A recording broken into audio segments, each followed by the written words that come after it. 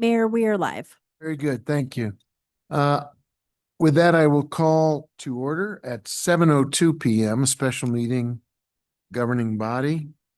I will begin with a Pledge of Allegiance led by Councilor Chavez, salute to the New Mexico flag led by Councilor Faulkner, and I will ask Councilor Michael Garcia to lead us in the invocation and remembrance.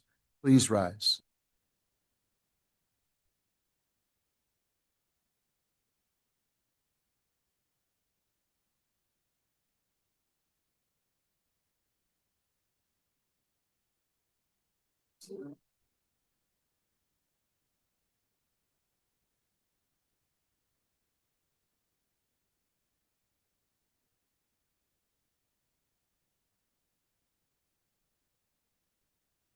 So as we enter the holiday season, I just want to take a moment to reflect on the thanks and gratitude that I have for my community, for my colleagues here on the dais, the staff, and just I think all the blessings we've all had in general.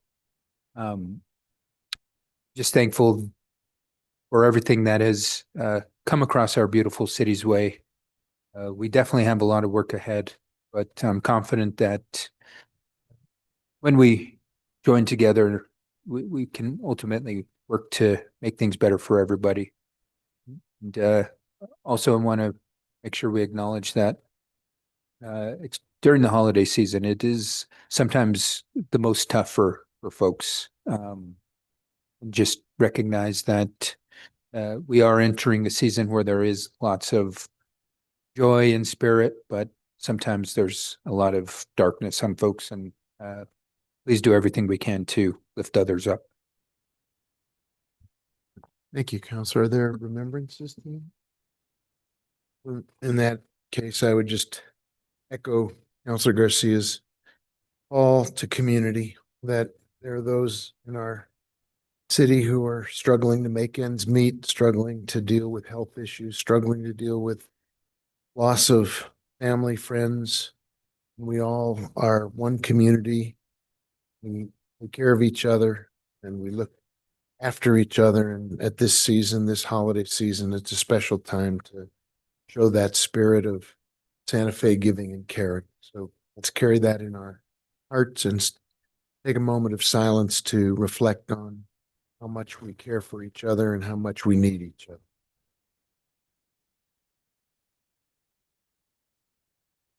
Thank you, everybody. Madam Clerk, could you please call the roll?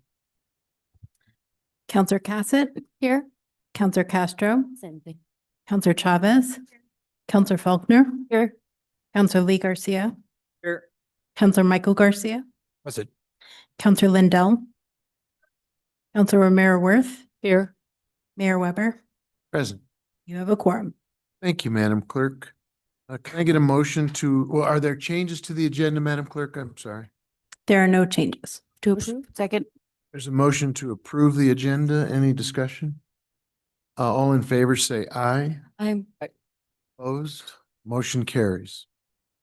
With that, Madam Clerk, can you take us to item 7A, please? Item 7A, in relation to Bill number 2025-22, a bill amending SFCC 1987, Section 5-2 to define abandonment and unattended animal, Section 5-5.4, to prohibit keeping an animal on any median, and Section 5-8.4 to specify that abandoning an animal will incur a fine, creating a new section 5-8.14 unattended animal, prohibiting unattended animals and imposing a fee, and amending table 15-12.1 to increase the fine for abandoning an animal from $200 to $500, impose a $200 fine for the first unattended animal offense, and a $500 fine for subsequent offenses, and impose a $200 fine for keeping animals on medians, approval of a waiver of governing body procedural rule IV-D requiring recommendation to approve by one committee before bill publication pursuant to Rule 7, allowing a waiver of the procedural rules with a vote of 2/3 of the whole to allow the publication of the bill before committee approval and a public hearing and potential final approval on December 10th, 2025. If the bill is approved by at least one committee before that date. Thank you. I would entertain a motion and then discussion. Move to approve. There's a motion to approve this waiving of rules and a second. Is there discussion? Is there, yeah, hang on one sec. Is there it doesn't identify sponsor of this. Is there an explanation anybody would like to offer just to make sure the public is clear on why we're doing this and what it amounts to? Counselor Castro? Right, so there was some movement of this bill in committee, and there was some work that needed to be done. So I did come on as a co-sponsor. Unfortunately, we don't have time to finish this before the end of the year, and if this is voted on before Councilor Lindell leaves the council, she will no longer be the main sponsor on this. So we are asking that we waive the rules so that Councilor Lindell's name appears on this bill. Thank you for the explanation. Very good. God bless you, Counselor. You had raised your hand, Counselor Garcia. Why don't you take the floor? I guess two things. One, just want to confirm that this is going back to, I think, quality of life. Is that where we had it? Because we had it at quality of life. We asked to pull it back for some amendments. Is that still the? It's going back before quality of life. Okay. And then it's my understanding, even though in this case, Councilor Lindell will no longer be in her seat beyond December, that doesn't mean her name would get taken off the legislation. She just would not be able to vote on it. It continues on as long as the legislation is moving forward. Mayor, councilors, I don't really know if you have a rule on that about whose name go on. My understanding was that there was an interest in passing it this year and that was the reason for the request. And to make that possible, you had to notice it 15 days before the hearing. And our rules require first a positive vote and a committee before you can notice. So my understanding was the request was to allow this to go to final passage in December. In order to do that, you need to be able to publish it before it goes to quality of life. Understandable, but I think Councilor Castro said that she wanted her name to be on the bill, and I just wanted to confirm, because as long as this bill is still being up for consideration, it can get pushed out to 2027 if it gets postponed, but Councilor Lindell's name does not get taken off as a sponsor. Mayor, councilors, you just don't have a rule about that. I don't even know what we've done before. Yeah. And that was my point of clarification, but the city attorney has clarified, we do not have a rule. So at this point, if it were to continue as the amendments proceed through the process, would there be any change necessarily in who the sponsors are, as far as you know, city attorney? Mayor, councilors, it currently talks about being introduced by on the bills. I do not know what we've done after the final passage if someone has not been here, what your practice has been. Okay, thank you. Thank you. Counselor Lindell, did you want to speak to this at all? Or, I'm sorry, did you have your? Why don't we go to you, Counselor Merriworth? Thank you, Mayor. So I believe that the amendment that I was sponsoring, and I believe Councilor Cassett was on as well, to lower the fee of having a animal on a median was lowered, I believe, in quality of life from $200 to $50. So is that, how will this caption be, how will that change be reflected in the caption as it's noticed? Mayor, councilors, we would publish all three potential captions in this case, because there's two proposed amendments that would change the caption. My understanding is that so there was a motion so I don't think there was a main motion on the floor, is my understanding. I didn't watch the video, but what I understand from the clerk's office and from the legislative folks, there was a main motion to amend. Then there was a motion to hold. Those are different motions. If you're amending, you adopt, you recommend that with an amendment. So that wasn't the controlling motion that was made. The controlling motion was moving it to the next committee because there wasn't a recommendation to adopt as amended. Okay, now I'm more confused than ever. Yeah. The main thing is there's been no recommendation on the bill yet. Right, I get Held that part. committee. So I there's get fi- that think part, but there's- did they adopt they adopted the amendment, didn't they? There's 5 potential motions to make in standing commission, and those are not the same motion. They're 2 different motions that are options. One is holding, one is recommending with an amendment. Okay, well, I think the more important point is I believe that the Quality of Life Committee lowered the fine from $200 to $50. You're going to caption it as if that changes there in case that holds as it moves through the process. Mayor, but counselors, that and the original and the other version of the caption that's also on the table. Okay, thank you. Very good. Thank you. Any other questions, comments? Counselor Faulkner. Would like to spend some time with you, Attorney McSherry, because this caption issue has consistently been a thing where we can't amend certain things because it changes the caption. And this is nothing to do with this piece of legislation, but I would like to better understand how in some cases we can have 3 possible captions available, and in other cases we can only have 1. And if we try to amend it, then it changes the caption, the legislation can't go forward. So offline, I would love to have a conversation with you about what exactly can we do and not do around amending that would affect the caption. And Mayor, or counselors, the reason you could do this is because you're waiving your rules. So when the rules apply, we have one version. The request is to waive so that you can have a hearing in December. And the only way to guarantee that would be as if you publish all the captions we're aware of at this point. Any other comments or questions? Madam Clerk, could you call the roll, please? Counselor Faulkner, Yes. Counselor Lee Garcia, Yes. Counselor Michael Garcia, Yes. Counselor Lindell, Counselor Romero Worth, Yes. Counselor Cassett, Yes. Counselor Castro, Yes. Counselor Chavez. Yes. Motion is approved. Thank you. Thank you, everybody. And for that will then go through that process, but will be able to be noticed ahead of time. Could you take us to the next item, Madam Clerk, and give us a full and complete reading of the caption?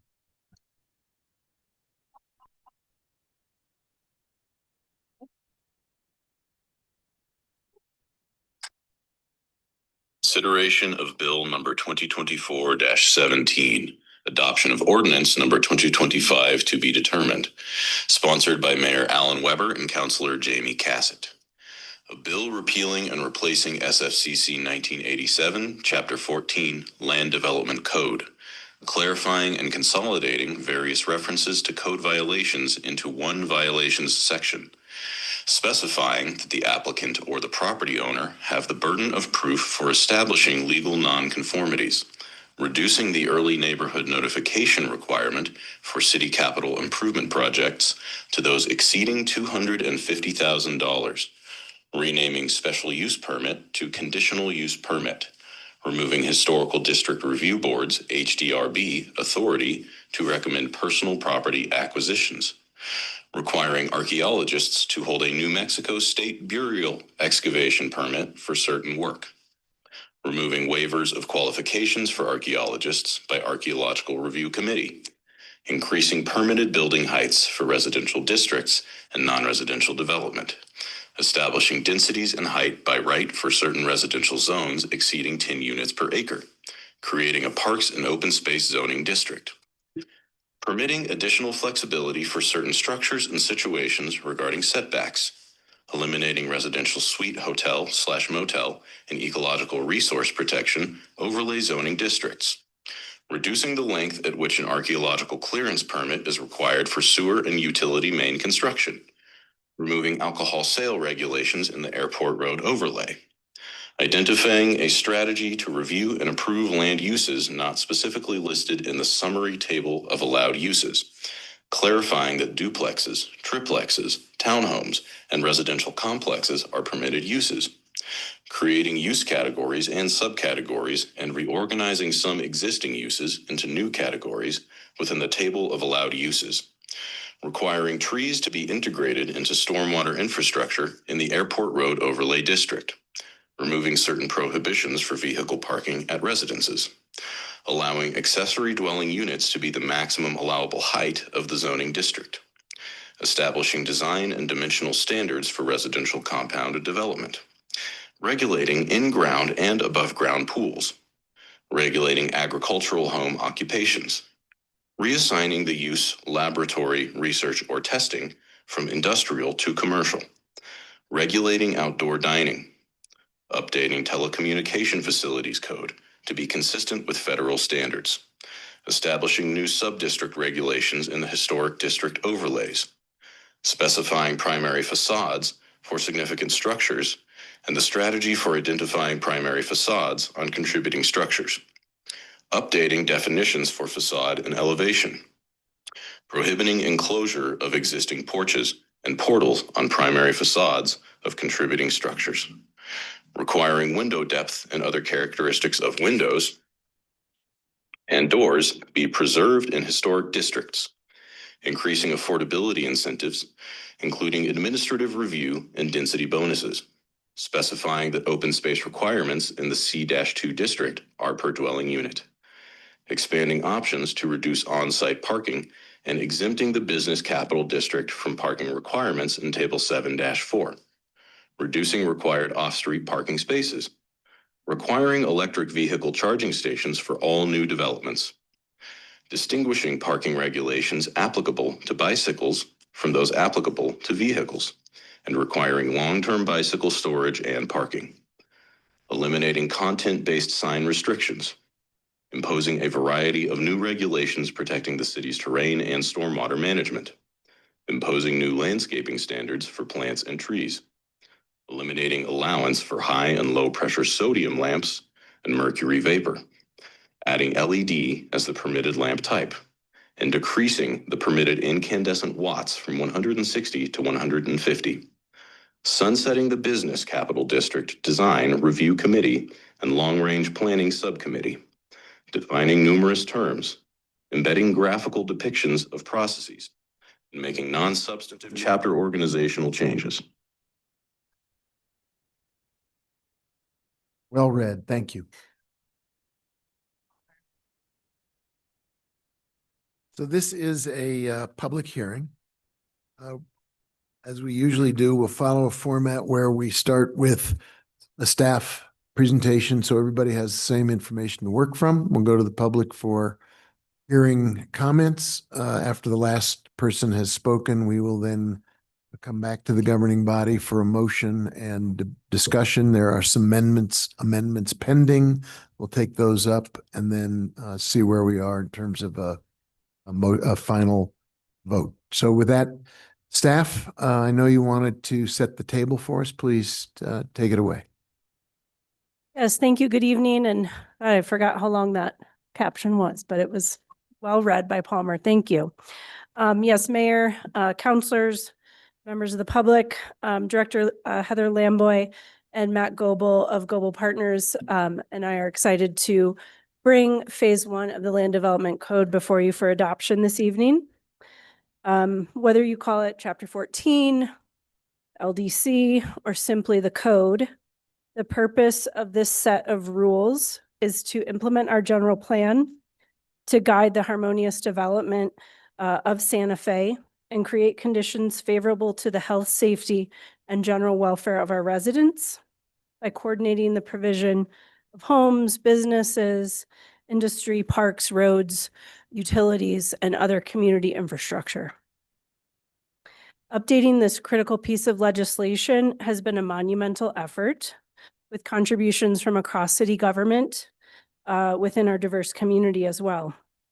I want to acknowledge the past and present leadership within the Planning and Land Use Department and our partners across city government and public utilities and public works, the fire department and the city attorney's office, among others, and members of our advisory working groups who all volunteered their time and provided their expertise in support of this legislation. Thank you all. Let's get our presentation up. I apologize. There we go. Okay. And so the last time that the city comprehensively updated its land development code was in 1987. And over nearly 40 years, we have seen numerous amendments. We've seen additions and some revisions around the edges and sometimes at the center. This piecemeal adoption and these efforts have created a layered, complex, and sometimes contradictory set of rules and regulations that has become notoriously difficult to understand, to interpret, and to enforce. So to address this challenge, back in 2023, the Planning and Land Use Department, under the direction of the governing body, initiated a contract with Clarion and Associates for the comprehensive three-phase update of the Land Development Code. Our goals for phase one were to improve the organization, clarity, and general user friendliness of the code, and hopefully solve that layered, complex, and sometimes contradictory nature of the LDC. So taking a step back and looking at, as we come kind of to the close of phase one, we look ahead to phase two, which is promoting key standards. In phase two, we will undertake more substantial edits and updates to our procedures, take a closer look at certain regulations, our zoning districts, street design and architectural standards, among other things. We will work as we kind of work through phase one and phase two. In the background, the Land Use Department is also updating our general plan, also known as Santa Fe Forward. As we complete the general plan and go to adoption of that, new general plan for the city, we will move into phase three of the code update, general plan implementation, where we will align the regulations in Chapter 14 and further support Santa Fe Forward's implementation goals.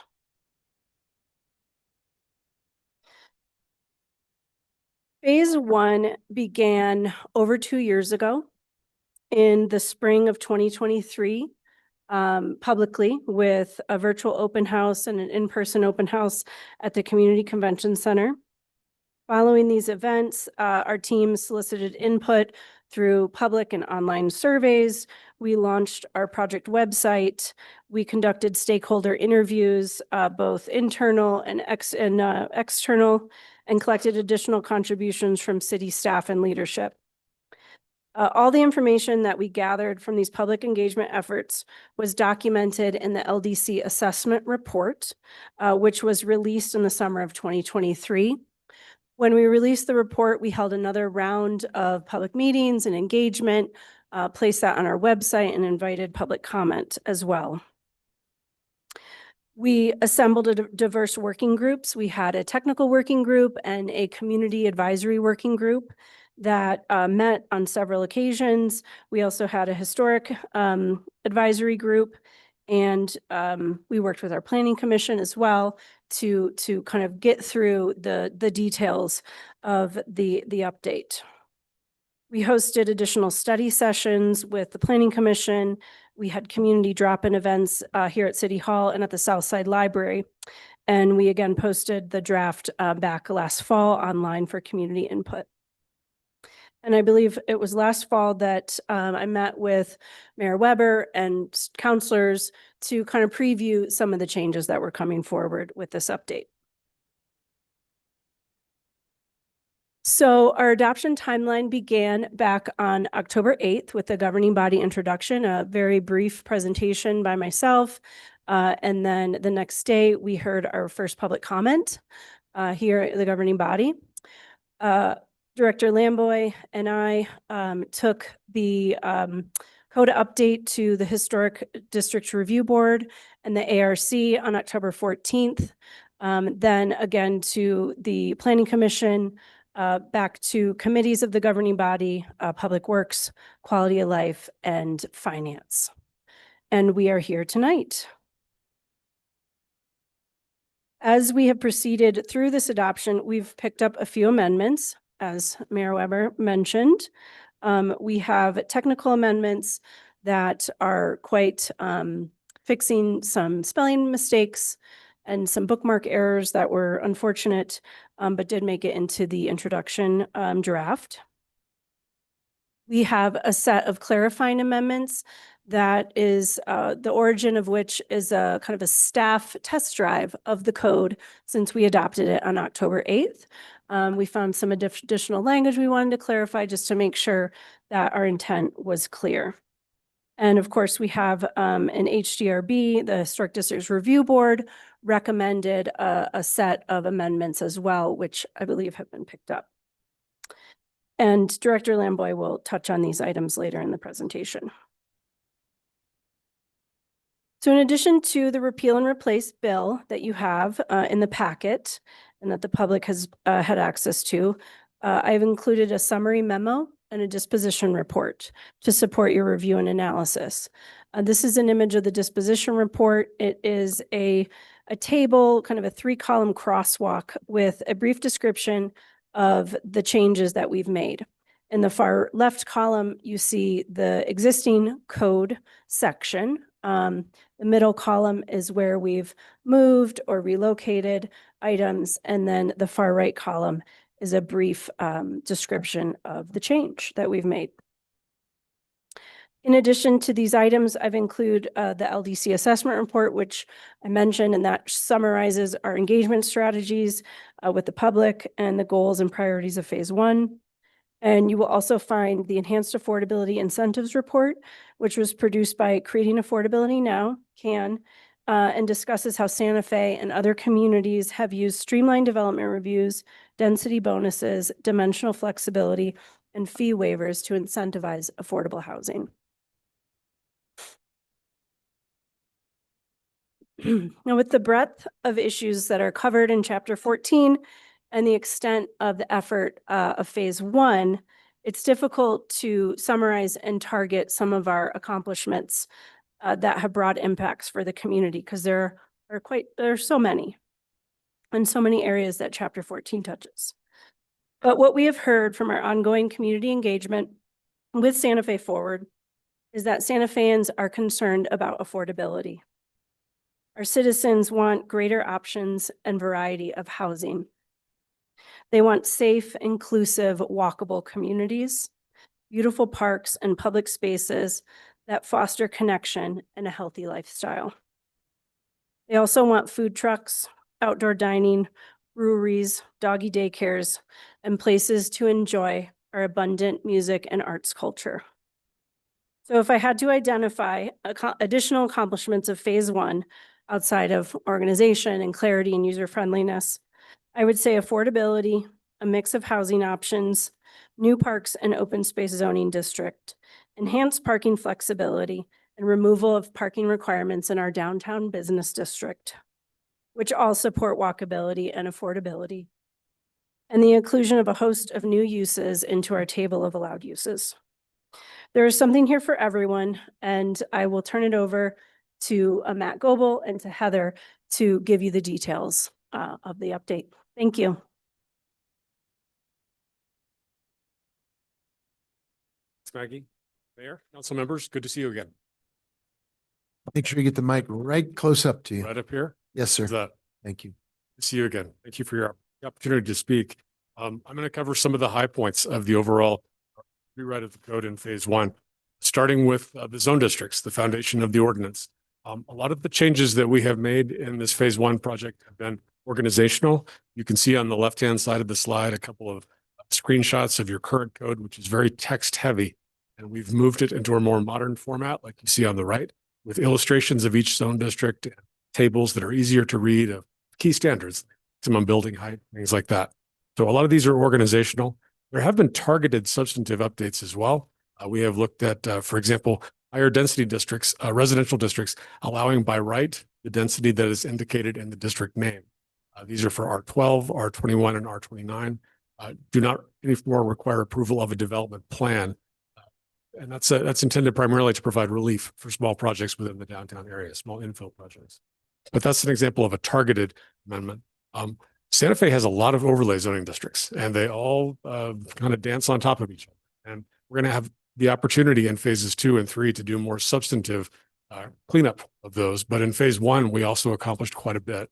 We added, for example, just some base maps of the locations and the boundaries of all the overlays. Some of them didn't have them there.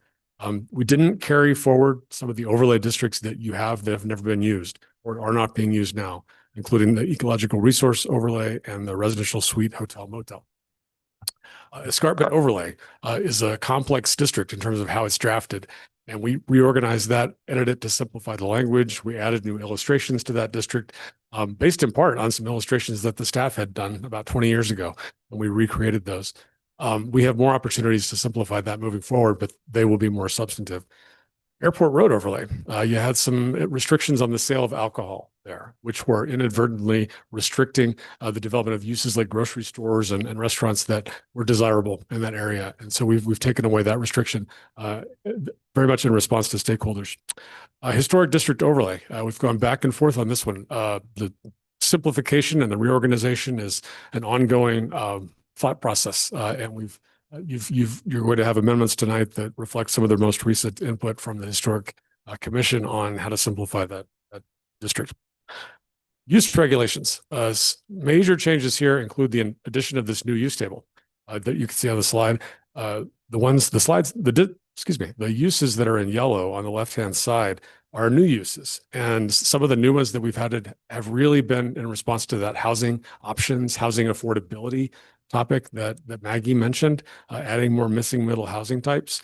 There's also been some new uses added for things like doggy daycare in response to community interest, like Maggie mentioned. But for the most part, we have kept the use table the same as you've had now. This is an opportunity to go back after Santa Fe Forward is completed and to really look at the zoning districts and the use table to make sure they reflect the new community input developed there.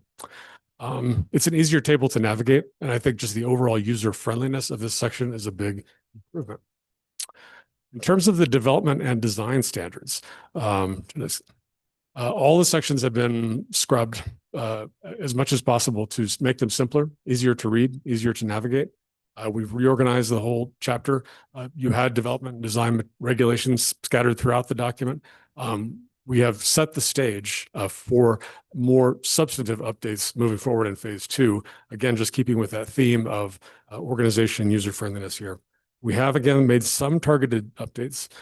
Landscaping. We updated the perimeter parking lot standards. There's a lower threshold for applicability, so more parking lots need to be landscaped. New information on permitted fence materials, prohibition on barbed wire, things like that. It's targeted stuff that we heard from the community was these were low-hanging fruit and well-supported ideas. Parking. The off-street parking standards in the Santa Fe Code were located in different places in the document, and just organizationally, we put it all together, moved stuff from the appendix. The parking ratios generally were not reduced, except for in the BCD, the downtown, where we removed the parking requirements. We did add a lot more flexibility, the different ways that an applicant could come in and say they've got a way to reduce their minimum parking requirements. Those are all listed on the slide. We also added new requirements for ADA parking and electric vehicle parking. And the slide on the graphic on the right of this slide is a table of those new EV standards. And you can see there that those are based on the use table. So every use in the table has an EV requirement. Bicycle parking is a significant new update. We increased the amount of bicycle parking that is required for all new developments. It's no longer linked to the number of automobile spaces, but it's just a flat requirement based on the scale of the development. There has been some ongoing give and take about which ratio is right there, and you'll hear about that in the amendments that are described. And finally, I think for me, a couple more slides. Signs, the removal of the content-based regulation has been a major effort working with the city attorney's office. All the impact fee material has been reorganized to make it more accessible. That was a very dense, complex part of the code. There are clear places where we need to do more surgery on the code, street design standards, architectural design review outside of historic, but those are all clearly in the phase 2 category of substance and will require some major rewrites. This is my last slide. Administration and procedures. We have done a significant rethinking of how all the procedures work in the code. We have rewritten the common review procedures that apply across the board to most application types. We've got a summary table there that you see in the middle that shows all the different application types and who does what, who makes recommendations, who makes decisions. We've got those new graphics that you see on the graphic on the far right. that show you at a glance who does what, what's the governing body's responsibility, what's the plan commission's responsibility, et cetera. So again, we've set the stage, made targeted amendments, but we've set the stage for a more comprehensive review in phase 2. With that, that's a high level overview. Now we wanted to dive into, I think, some of the substantive issues that the community is most concerned about. Thank you, Matt. We are in a crisis today. When it comes to housing, we have heard in many forums that there is a need for housing and it was needed yesterday. Right now, 67% of our community is single-family housing units. Rents increased in apartments from 74% since 2016. And so therefore, we have more renters than we do landowners. And landowners or homeowners that's a way to gain equity and wealth and to help people provide for their families as they move from one place to another. The average income in Santa Fe is less than $70,000, yet our cost of housing, the median house cost is $572,000, which is not sustainable. So our current regulations are not adequate, and that is a problem that has been identified over and over again for years and years. We're not keeping up with the needs, and we're not providing diverse housing options by having an archaic code relative to the different housing types that were referred to earlier. More people, 40% are forced to live outside of Santa Fe. They have to drive until you can buy or afford a place to live. And so we need to bring those people back. So when they look at the numbers as they are, it doesn't seem like we need a number of housing units, but that's because 40% of people are not in our community that we need to serve and should be here. They work here. The living wage is improving, many thanks to the work of this governing body. As of recent, we're going to be seeing improvements to the living wage, but that can't solve for it all alone. And with these proposals, we are going to introduce some levers, within our control to be able to improve affordability. I'd like to thank our technical working group, our citizens working group, and different community stakeholders in helping us analyze the housing issue further. So currently, the way the Santa Fe Homes program works is the number of affordable units required is a percentage. And so it's based on 20% for sale products and 15% for dwelling units that are rental products. There is a 15% density bonus and fee waivers for affordable units. One thing I would like to know what we're proposing in the code is that when there is a fee in lieu option selected for multifamily, there is not going to be that automatic density bonus as we're proposing it. So that will incentivize multifamily developers to actually build affordable housing on their site in order to get that density bump. So right now, as it is, with 20 base dwelling units, it includes 16 market rate homes, 4 affordable homes, and then 3 market rate bonus homes. So the incentives, that's with the 15% or incentive. So with the density bonus, it scales relative to the amount of affordable housing that's provided in 3 categories: 30 to 39%, 40 to 49%, and 50% and up. This will be a game changer. So the increase is from 1.5 dwelling units per acre per homes unit up to 2 dwelling units. So in this scenario, where you have a 30% affordability, the density bonus will be 1.5 times. So if you have 14 market rate homes, 6 affordably priced homes, and 9 market rate bonus homes, there's a total of 29 units. So that fulfills 2 needs. The first need for more affordable housing. Second need is more market rate housing, so as to keep the affordability possible in our community. And, ultimately provides for flexibility in infill development and other types of development that makes it affordable for developers to develop and pencil things out. This is another game changer, the small infill projects. We see a lot of these in the downtown district. One example with the R21 and the graphic that you saw, that was a Habitat for Humanity project over on Alto Street. And the problem was they were building 5 units, but the way the current code is written, it required a development plan, which certainly did not help the affordability for that Habitat for Humanity project. And it's something that we need to fix. So on a similar scale here, if you have one affordable unit on 1 acre, you get a density bonus of 3 units. So that means on 1 acre, you can have 4 homes, whereas right now you can have 1 home plus 1 accessory dwelling unit. With accessory dwelling units for those 4 units, you can possibly house up to 8 families or 8 households, which I think is really important in moving the needle for people being able to develop housing for their relatives, like in our old family compound style, or be able to gain additional financial assistance through selling of some properties in the case that they can divide their lots. So the other incentives would be administrative review, which is a precedent that is done in the Link and in Midtown, with flexibility in parking requirements and dimensional standards, and of course the fee waivers that we have today. So this is a lot of text, I know, but the disposition report really highlights a lot of changes. And I think it's important that the public know, this is an overview, but I think there are some important things here that will be accomplished with this code update. So for the Planning Commission, the Long Range Planning Subcommittee has been removed. Our Planning Commission does have a policy subcommittee, and they work on a variety of items. Councilor Faulkner actually worked on some ENN regulations, and we've had others who are topic-based that maybe aren't necessarily long range, but relate to the code update. So it's being more honest to the work that's being done. We have simplified the ENN requirement for city projects of greater than $250,000.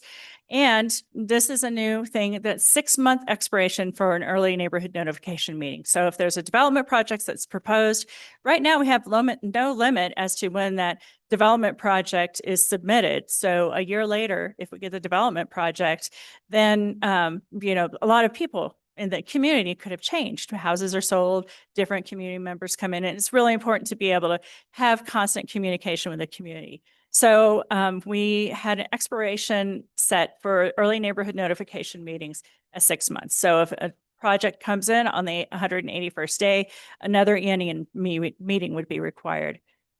There are some submittal standards, 1-year limitation on resubmittal of an application after it has been denied. And also 1-year requirement between requests to annex on the same property that has been denied. There is a new requirement for a pre-application meeting and ENN for all annexations. We don't have many right now, but in the future, we have to look forward. We will likely have some. The historic districts, we accomplished a lot with making things, clarifying things. The historic districts ordinance is challenging, and there are a lot of gray areas. So each district standards have been section has been reformatted with the same headings and subheadings. There is a clear process for specifying primary facades on contributing structures and all facades on significant structures as primary. The definitions of facade and elevation have been updated to provide greater detail and clear direction to the board, and a clarification on enclosure of porches. The Historic Districts Review Board at their meeting requested a revision to the proposed Historic Districts Ordinance. They didn't feel comfortable enough with the proposed district standards for the downtown East Side, West Side Guadalupe, Don Gaspar, West Side, I already said that, I'm sorry. For all the districts, the historic review and historic transition districts. So there's a proposal to revert those districts back to the current district standards, and that will be taken up in further detail in phase 2. With reference to green building, it's really an important priority in our community. There is a green building code update that will be coming to this governing body in the next couple of months. Consistent with that, in order to allow for more solar installations on rooftops and allow for more passive solar gain through taller ceiling heights, we have proposed for residential developments outside of the historic districts, the maximum height has been increased from 24 to 26 feet. And non-residential development, the maximum height has increased, depending on district, from either 35 or 36 feet to 38 feet. Another issue that will be coming forward for the governing body as an amendment will be the utility main archaeological permits. The Archaeological Review Committee felt strongly that we've not been capturing a lot of the archaeological record as it currently stands, with the utility mains being 550 feet and the rivers and trails district as well as the suburban district. Since the 1980s, when the code was adopted, we have gained an immense amount of knowledge about the archaeology and the people who lived here before us, pre-contact, colonial, and contemporary communities. And it's really important to honor that. We partner with Tesuque Pueblo just to make sure that we check in with them about archaeological resources as well. So that was the rationale for the reduction, to ensure that we don't miss anything. And but at this time, we can engage a little more with the community. It was determined that would be the best approach to that. And so you'll be seeing an amendment on that particular item. Group residential care facility is permitted as a conditional approval in all districts. There are issues about urban farming. Religious, educational, and charitable institutions are permitted in all residential districts. Hospital heliport is permitted only as an accessory reuse.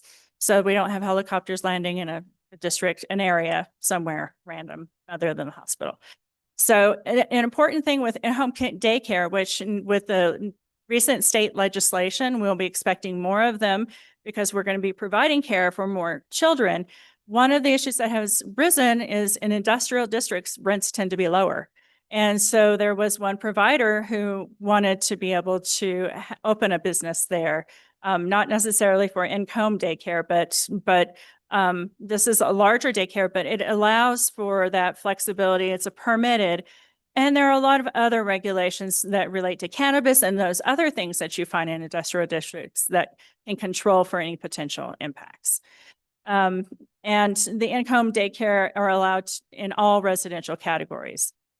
Human Services Establishments and Reviews removes the special use or conditional use permit in all areas where they are permitted by right. Arts and crafts galleries and schools are combined into one use. The square footage and hours of operation limits have been removed to use specific standards. We didn't have film production as part of our use table, and that's a really important component of our community. So we have added film production as a use. So not only in the link can it be addressed in the Midtown, but also outside of the link. There have been changes to the cannabis code to be consistent with law, and additional uses that were added that have been reviewed already. Telecommunications technology changes on a regular basis. The facilities also change on a regular basis. So we have updated our telecommunications section to reflect things like regulations associated with small cell development, the smaller cell facilities that are, there are a lot more because they cover a smaller area, but they can cover more data, which is what we tend to send out into the world a lot. Home occupation, the compliance with standards to maintain a residential character is an important issue we've experienced with code enforcement. So we set some boundaries. Accessory dwelling units can now be built as proposed on a second story. Previously, the maximum height was 15 feet. So if you had a detached garage and you wanted to build a unit on top of your garage, you would not be able to do so. So this gives a little more flexibility so that people can build an additional unit on their property. There are new use standards for residential compounds and commercial uses. There are new sections relating to pedestrian access, sound amplification, and the like. Agricultural uses, regulations for workers, structures, and signs for agricultural home occupations. We discussed the maximum density and terrain stormwater management. There are some updates that were required there, including adding a special flood hazard area designation by FEMA and being submitted for minor developments. Just to be clear that we don't have any homes flooded in the future, and to set the clear path for safe development. Plant material standards have changed. I think it's really important to highlight, and I'm not going to go through all the details, but on parking and loading, it's really important to realize that we're changing the paradigm when it comes to parking. We don't need to live by our cars. We need parking. There's no doubt about it. We need ADA parking as well. but we also are changing the way we function in the community. By eliminating parking completely in the business capital district, that enables for a lot of extra business development, possibly residential uses on second stories that are currently vacant, or additional residential uses developed new, like my favorite topic is the Water Street parking lot. That could be something else, but that's for another time. So outdoor lighting, we also have made updates to be consistent with Dark Skies Protection Act. There's more work to be done. There will be additional changes in phase 2. So we've eliminated content-based regulation on signs. This is in response to a court case that happened, and all jurisdictions across the country are having to make sure to look at their sign standards. The incentives relative to affordable housing, there will be more to come. We're not stopping there. And with reference to nonconformity, there's a reduced period of inactivity for nonconforming uses. So if there is a nonconforming use, it leaves, and you can have 365 days can pass and you can add in another nonconforming use. That is going to be reduced to 180 days to half a year, because ultimately that makes the conformance to the zone district and the intent of the urban area in that particular case happen faster. We also have a section regarding violations, and there's no explicit language in the code as to what constitutes a violation. We give out violation notices all the time, so it doesn't work very well when you don't have a code to back you up. And new definitions have been added. To me, it's really important that we need to think about the stewardship of our community and our land. We abuse land because we regard it as a commodity belonging to us. Well, that's partially true. When we see land as a community to which we belong, we may begin to use it with love and respect. So moving on to board and commission review, reporting out on the past several weeks, we visited the historic districts and our review board and the archaeological review committee. I talked about the amendment and the request to revert to the existing district standards. The planning commission recommended approval with no comment. The public works and utility committee recommended approval with no comment, or there were comments, but no changes. Finance, and that was in the case of all of those. The finance committee recommended approval, and the quality of life, the item was not pulled from the consent agenda, so we had that night off. So, with reference to amendments, the Historic Districts Review Board amendments is going to be an amendment that's proposed by Councilor Romero Worth, also reverting to the utility main standards and until we can engage the community more. We'll be able to do that as part of phase 2. So there's a proposal to revert the distances to what is currently set forth in the code. And then Assistant Director Moore reviewed the technical issues and then some of the clarifying issues we did. As we're anticipating use of the code, we decided to test run a couple of projects because we'll be using the code in the near future. And so we discovered a couple of things there that needed some finessing. So to recap, we have accomplished a lot. And I think it's really important to realize or remember that. And it's been in partnership with the community because we have received a lot of input over the past 2.5 years.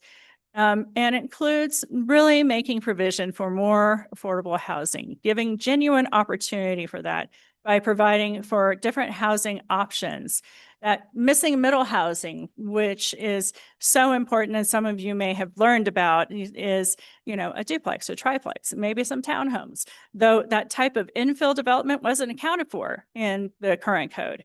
Parking and how we're changing our approach to how we live.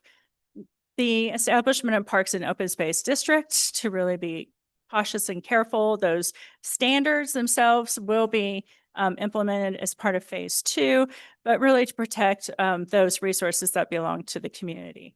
And those new uses, we did not have doggy daycares back in 1987. So now we do, and a number of other things. We're looking forward to phase 2. Really appreciate the community and all the people who have worked so hard on this project. And that concludes the staff presentation. Thank you very much. That's very thorough and well done. Much appreciated. We'll go now to the public hearing. And Madam Clerk, you'll be our timekeeper and make sure that those who are speaking know where they stand on the clock. If you came tonight to testify, please line up as you wish, and we'll accord everybody a equal opportunity to speak for 2 minutes on the proposal in front of us. We'll also go to the Zoom room when we've exhausted the line of speakers here in the council chambers. So don't be shy. Come on up, step up to the microphone and give us your name, and we will then begin the clock. And please respect everybody's opportunity to be heard. Stephanie Benanato. I really feel that this has been development driven and that there are significant changes when we've been told over and over that this was just going to be a cleanup and a reorganization.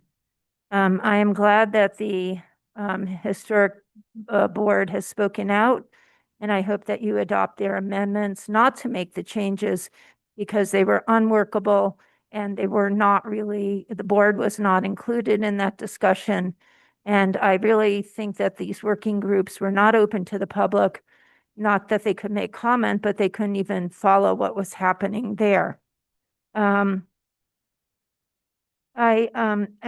sent you a written comment that I hope you actually have read and not just looked at it and saw that it was there.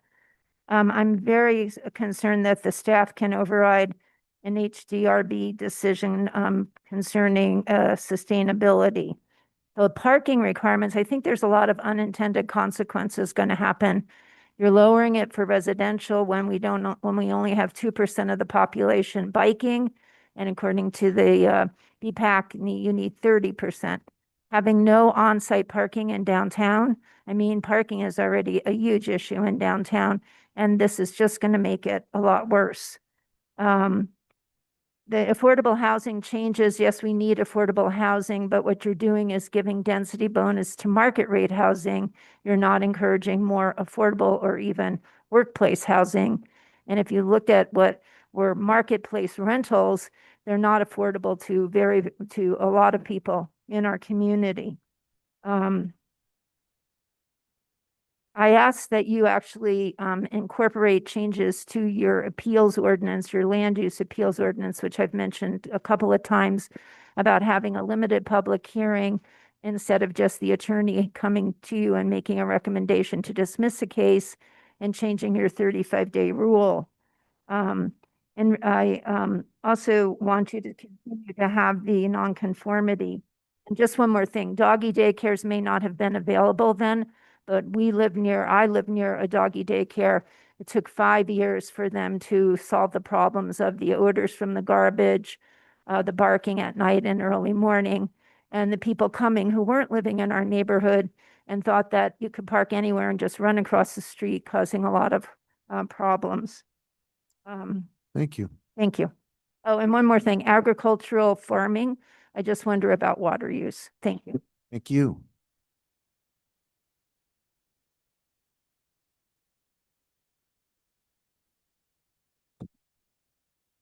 Hello, Mayor and City Santa Fe Council members. My name is Shelby Madison, and I am here tonight representing New Mexico Gas Company.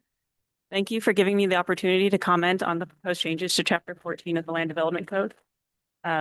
We are appreciative of the goals of the rewrite. However, we have concerns that the revisions, the size thresholds for utility main lines requiring archaeological clearance permits in Section 14-4 2D4 will be counterproductive to the rewrite's goals of decreasing bureaucratic delays and costs.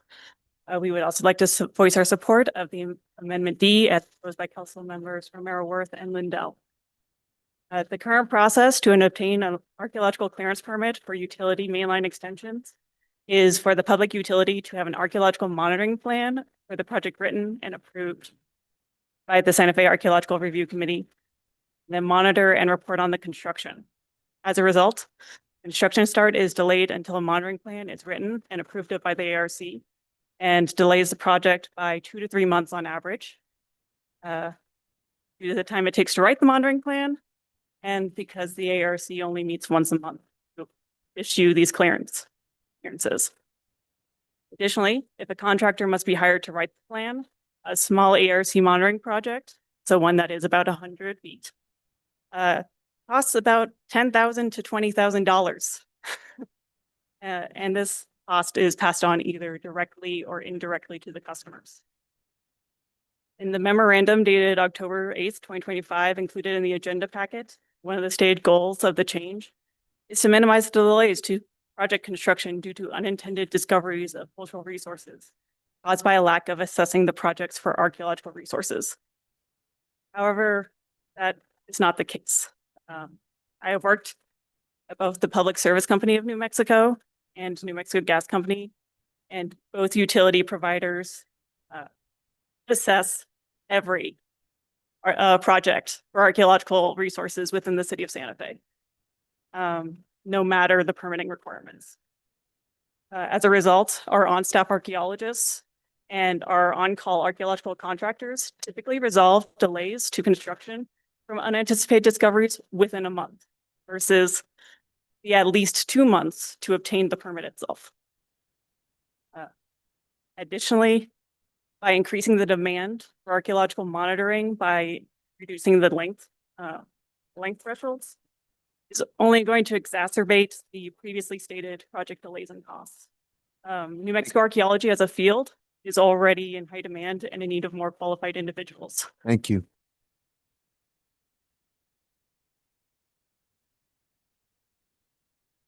Good evening, all. Thank you for the opportunity to speak. I've spoken here before. I have the same thing to say. Let's get this done. Put your name in the record though. Oh, Dolores Shapiro, sorry. Thank you. And I'm in fully support of and appreciative of all the work that's gone on to make Santa Fe more affordable, the average person, the nurse, fire worker, and all those people who have to live outside the county right now. Thank you. Thank you. Wait 1 sec while we reset the clock, please. There you go. Yes, you have the floor. Good evening. My name is Kathy Garcia. Do I have to state my residence too for the record? No, not necessary for this record. Thank you, Mayor Weber and governing body. My name is Kathy Garcia and I'm with Chainbreaker Collective, which, as many of you know, is a member-based organization here in Santa Fe concerned with transit, housing, and racial equity. We, of course, are in support of this package of these phase 1 changes. We've been here to address this governing body before. We appreciate the thoughtful edits and conversations that have emerged in this first phase, knowing that it sets the stage for more substantive changes in phase 2 and phase 3, as we heard from city staff. We also want to thank and applaud city staff for all of the engagement with the community members, of which Chainbreaker has been participating in these last several years. We look forward to continue engaging and sharing ideas and changes to the land use code, which enhance walkability and bikeability, which our members have been recommending for 2 decades now. We support the density bonuses and the infill proposals, as this too addresses the affordability crisis. Revisiting the land use code takes time, as we've seen, years indeed, but taking the time to do this right means that the work that Chainbreaker and its partners are undertaking in the Hopewell Man neighborhood, as we also develop the Midtown campus, means that those plans will not be for naught, and that those plans and those recommendations will also have fertile soil to grow in, and perhaps even be a continuing model for development without displacement across the city. Thank you so much. Thank you very much.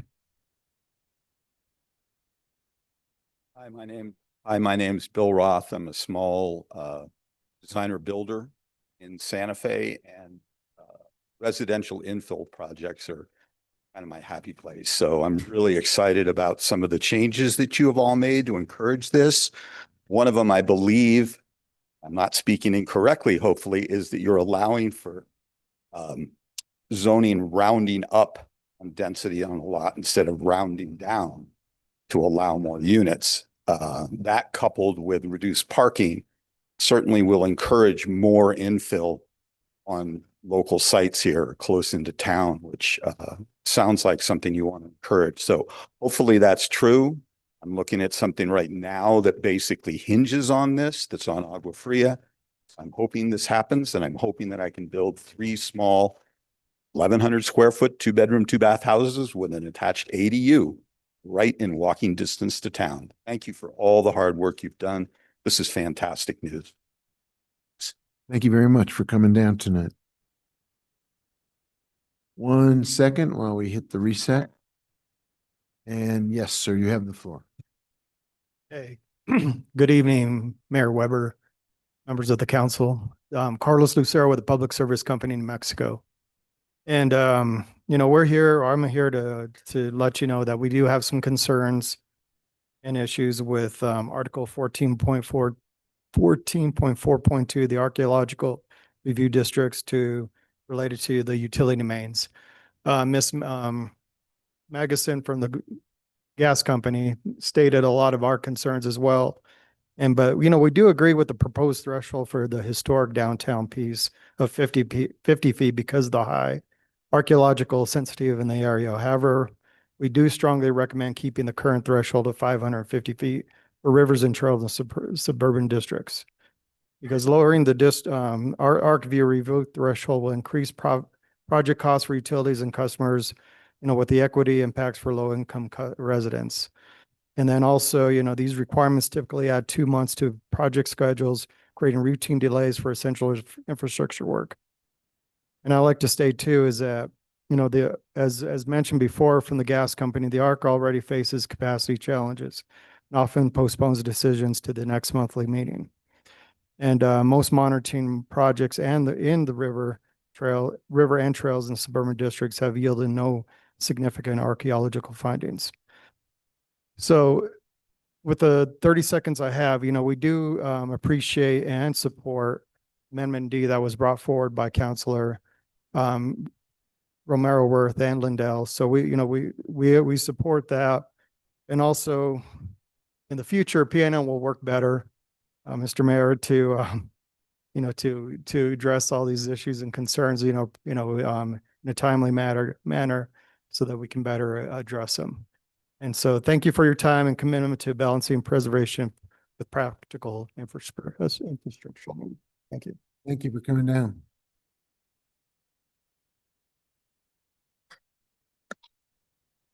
Hi, I'm Kathy Collins. I'm the Executive Director for Santa Fe Habitat. I first want to just express our gratitude for the tremendous effort that was invested in this process. And anytime this kind of work happens, updates that align the code with current best practices are invaluable to the work that we do. We definitely support the 2-foot building height increase to enable compliance with the Green Building Code. Since we do a lot of that type of work, our homes are built to net zero and we do a lot of solar. We also believe that easing of parking restrictions could be very helpful to our work. And while we do not directly benefit from the proposed incentives in a way that a for-profit developer will, the incentives for additional affordability housing, these changes will support our ability to build more affordable housing and make the process for doing it easier. Specifically, we would use the increased density allowances to build more affordable housing. The process, and we only build affordable housing, so the process of administrative review will help ensure that the donations and grants we receive are put towards building rather than carrying costs. Ultimately, that means allows us to build more affordable housing. We also appreciate the no fee in lieu option, ensuring that additional affordable housing units will be built. And we also understand how all of these incentives work together and that they need to be considered as a total package. Thank you, and I strongly support these updates, and I hope that you all will approve them this evening. Thank you. Thank you very much. Good evening, Mayor, councilors. Very nice to see you. Johanna Gilligan. I'm here as Deputy CEO of HomeWise, but also just as a resident of Santa Fe and a Santa Fean. And I also sat on the COG as a part of this process. So I really just want to say that I think this is really a moment to celebrate where we are. The fact that we are at adoption tonight is a huge success. And I want to shout out the leadership of the Land Use Department that has gotten us here. Heather and Maggie and team have done a great job leading this process. And while it's been delayed, we are here now, and what is in this code update is great. There are great things. The creating affordability now incentives, I think, are a great experiment to get us a chance to test how we can incentivize more affordable housing production. The parking reductions are, in my mind, a really awesome opportunity to see that the sky won't fall when we tell people exactly how much parking they need to build. And I think there's a lot in here to celebrate, not the least of which is also just a more readable, legible document for the process. So I want to say, I think this has been a good process. It's been a bit delayed, but we are here at the finish line, I hope. There's been a lot of really good community engagement in this process, both through the COG and TOG and also through all the public engagement. I think the land use staff worked really hard to make sure we were hearing from people. It is always hard. Your jobs are hard. It is hard to make decisions that drive change forward. It's something people fear, but I think it takes leadership, and it demonstrates leadership to try new things. And this update, while modest, I think will give us a step forward towards a much more significant land use reform that we are now embarking upon with the general plan update. So I hope for a full vote of approval of this update tonight, and I thank you all for your work and your service in government. Thank you for coming down.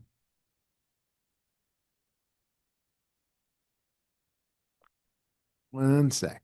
Okay, very good. You have the floor. Good evening, everybody. My name is Ruth Grodinski, and I'm here to voice my strong support of the package of incentives proposed in this update that will increase affordable housing in Santa Fe. During the recent mayoral race, we heard everybody talking about increasing our affordable housing, and here is an opportunity to make important changes in the land code update that will lead to that positive outcome. Every day I hear my friends lament that their children who have grown up in Santa Fe can't afford to live here and are moving away. Every day I hear my teacher friends struggling to stay in education because our city can't entice more teachers to move here because of the high cost of rent or home ownership. What are we waiting for? If we are serious about addressing our housing crisis, then I urge you to pass this phase 1 update to the code, and especially to ensure the affordability incentives move forward without amendments. Thank you so much for your attention. Thank you.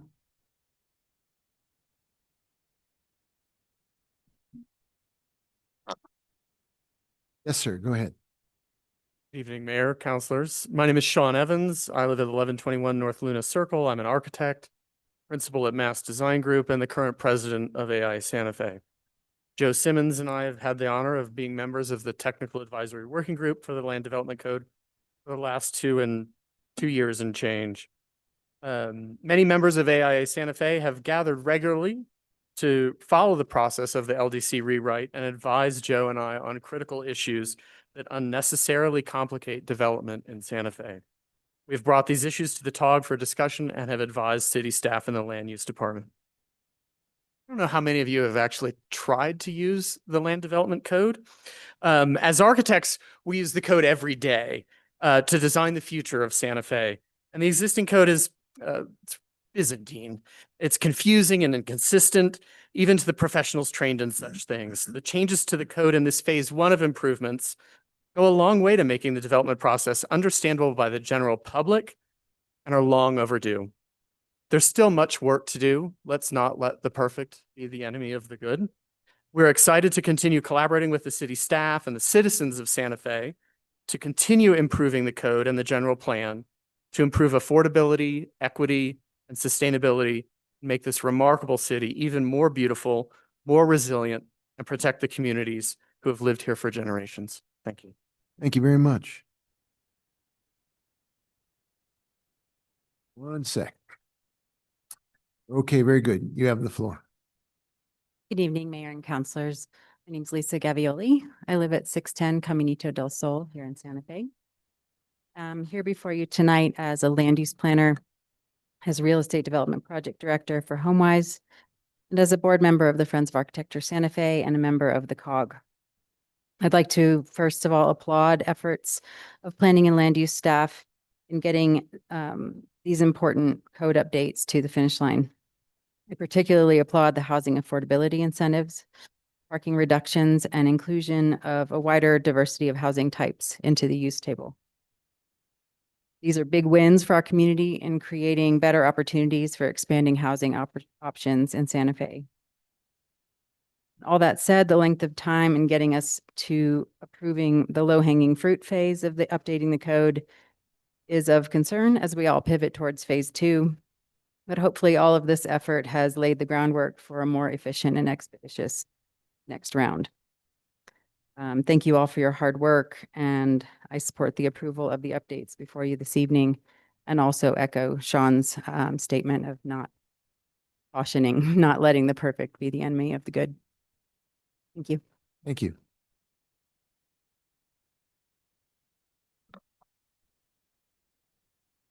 Go ahead. Good evening, Mayor and Councilors. My name is Bridget Dixon, and I serve as a President and CEO of the Santa Fe Chamber of Commerce. Our organization includes more than 600 member businesses that rely on us to advocate for a strong and stable local economy. I strongly encourage you to support the enhanced affordability incentives in Phase 1 of the Land Development Code update as a package without amendments. Santa Fe housing crisis is one of the most urgent economic challenges facing our community. More than 1 in 3 people who work in Santa Fe live outside Santa Fe County, meaning nearly 60% of our workforce cannot afford to live here. These workers spend thousands of dollars, hundreds of hours commuting each year, which impacts their families, our environment, and the employers who depend on them. Our member businesses consistently cite housing as a top barrier to hiring and retention. The lack of attainable housing affects the long-term stability of our local economy and our GRT base.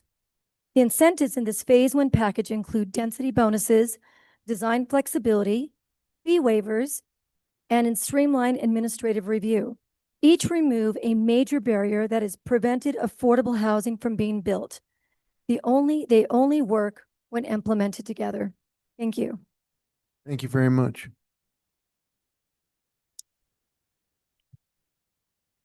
Good evening. My name is Joe Simmons. I'm an architect. I'm also a member of the Technical Advisory Working Group.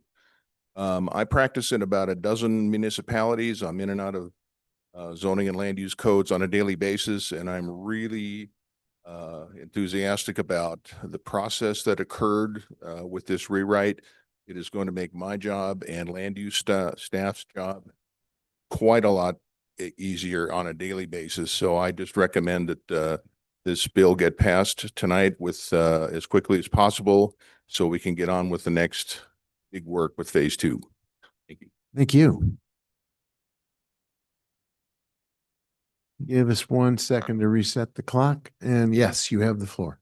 Hi, good evening. My name's Elizabeth West, and do I need to say where I live? I live in Santa Fe. All the good stuff that we've heard, I would echo a lot of it, 75% of it, but not all of it. I'm worried a little bit about what's going to happen if we make a decision here tonight, or a decision in Phase 1, not just here, but in Phase 1, and then in Phase 2, something in the process of discussion comes to the fore where we disagree with what we've done before. I'm assuming if Phase 2 is going to be more detailed, that in Phase 2, the decisions that are made there will hold. And unlike some other people, I'm very much looking forward to hearing about the amendments. I think that's going to help round this out. About biking, I love the idea of biking, but and I think it's going in the right direction. But how are we going to get people who are on bikes, or people like me who would like to be, safely to wherever they're going to park their bike? So the biking issue is connected to other organizations, other groups, I realize, but something to think about. The gentle density from one thing to another can be gentle if the design is good. So I'm interested in caveats, but that'll come in Section 2, I guess, Phase 2. The other thing is, I'm a little concerned about watering down the archaeology stuff. I think that's something in an old city that we want to protect. So I'll be interested in hearing about that too.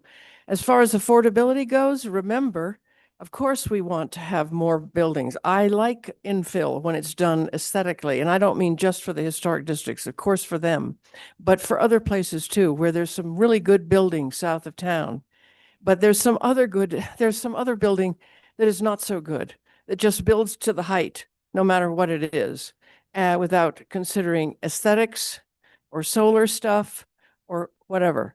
And a local place is moving to go back to their main place in Rio Rancho, not because it's more convenient, but it's cheaper.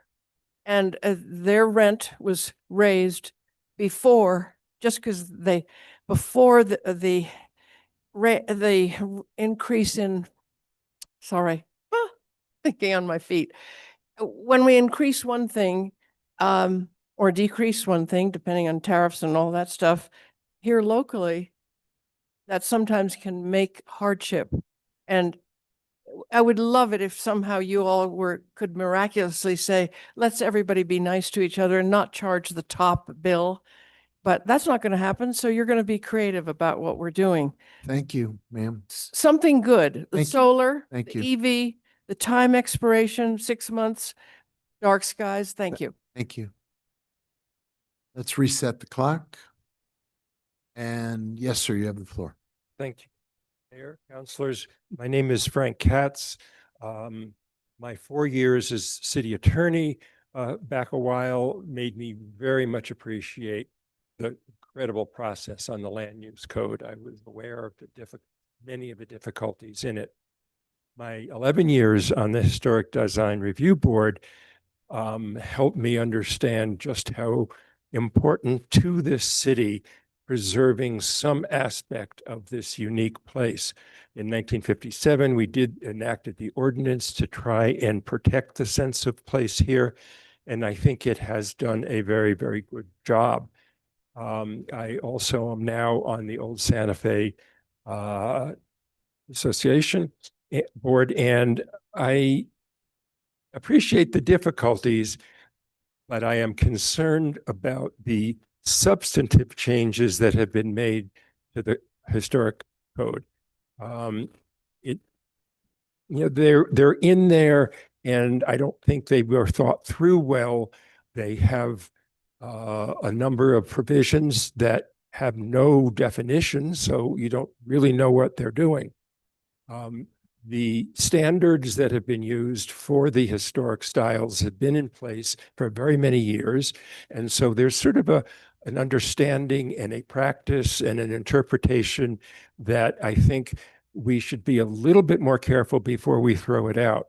When we discussed this, when the H board discussed this, and there was the thought of, well, it could be changed when we do the substantive part. Well, that substantive part should have been put off till then.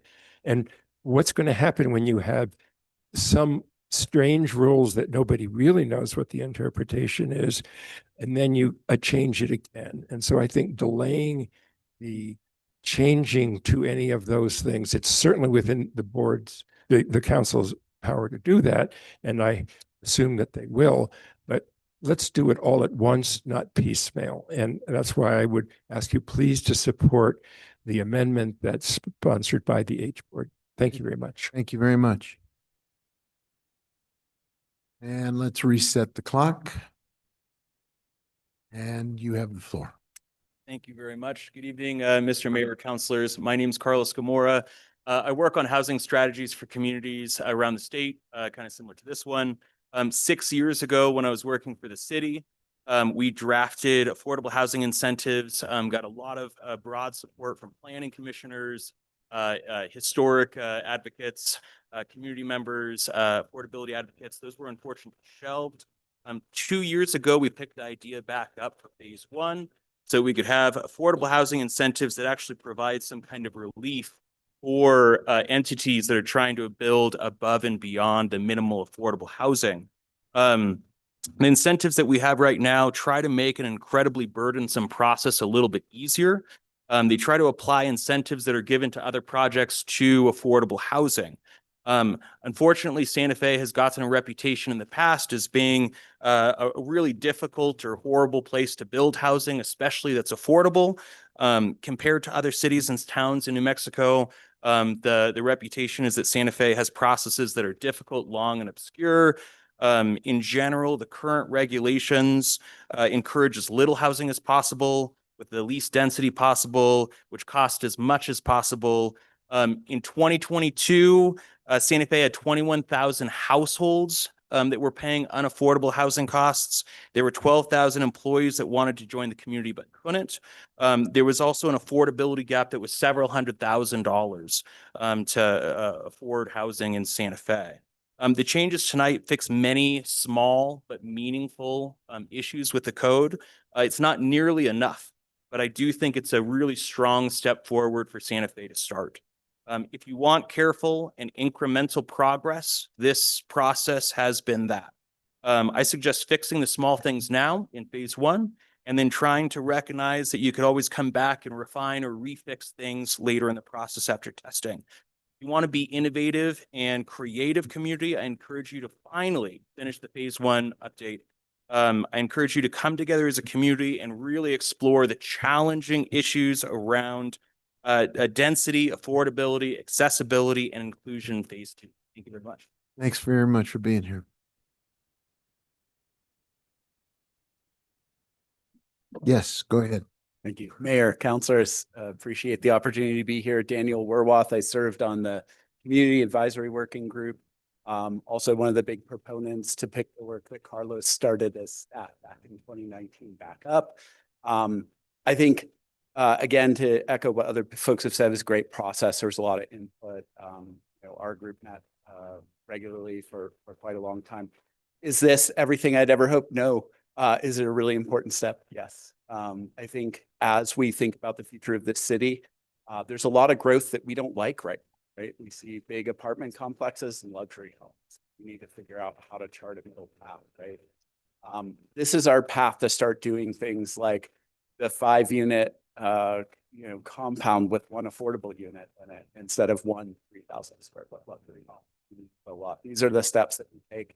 I think at worst case scenario, this is going to make nonprofit development a lot easier, faster, and more affordable, more percentage affordable. In the best case, it's going to do things like pull like Bill, who we just heard, into building affordable housing for the first time, right? Because it makes it attractive. That's what we need to do from a code perspective as we think about these second and third phases of work. How do we make building housing for locals the most attractive? The easiest thing to do in our code framework. And this is a really great first step.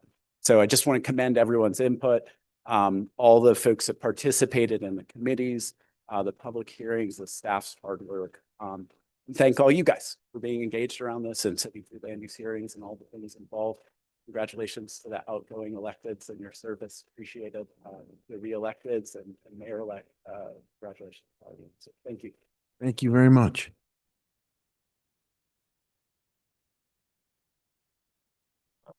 Thank you, mayors and councilors. My name is Ann Watkins.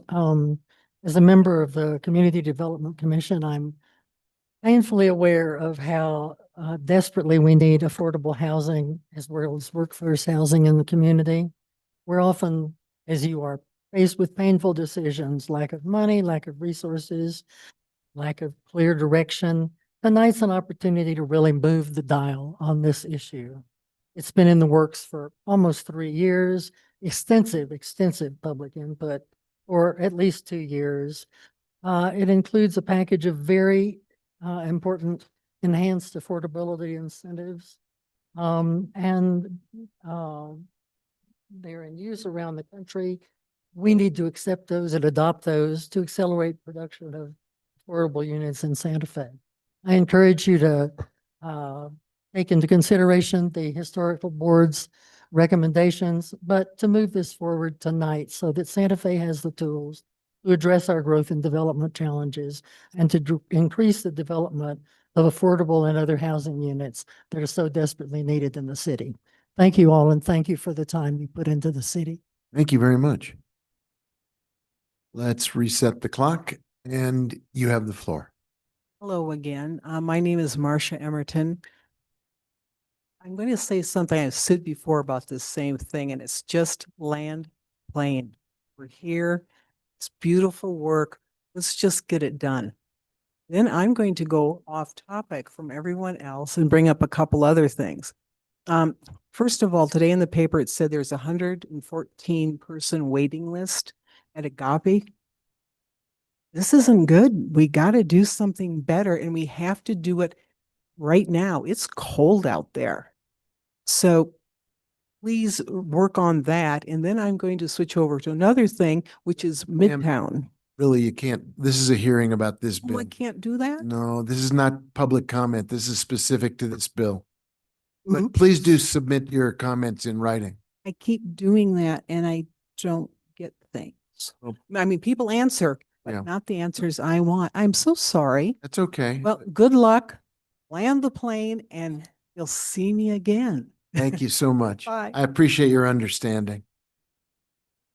And let's reset the clock. And go ahead, you have the floor. All right, good evening, Mayor and City Councilors. My name is Nate Crail.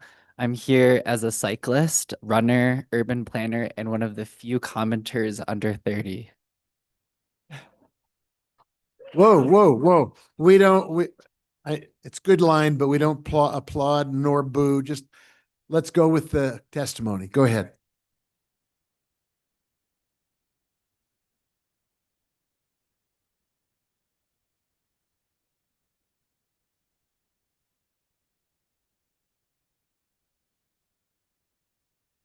Okay, now we go. Keep going. All right. First, the affordable housing provisions are essential and must be passed without amendments. Housing research nationally and internationally is clear that more supply keeps housing prices lower. The proposed amendments increase housing supply while also promoting sustainable infill development. Second, we need better bicycle infrastructure, and the proposed changes are a great first step towards that.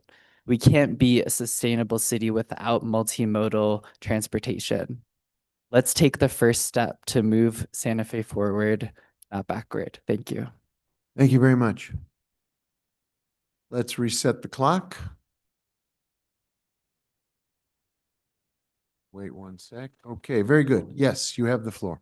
Hi there, my name is Dante Gonzalez. I'm a founding board member of Generation Elevate New Mexico. Santa Fe faces a serious housing challenge with median home prices around $600K, as you heard tonight. Rising costs are forcing residents out of the city, and a large portion of local workers commute from outside the city to work here. I am one of those local workers who must commute from Albuquerque every single day to work in Santa Fe because I cannot afford to live here. I've also had to stay in hotels and Airbnbs because driving 2 hours every single day is a serious hamper on your mental health and physical health.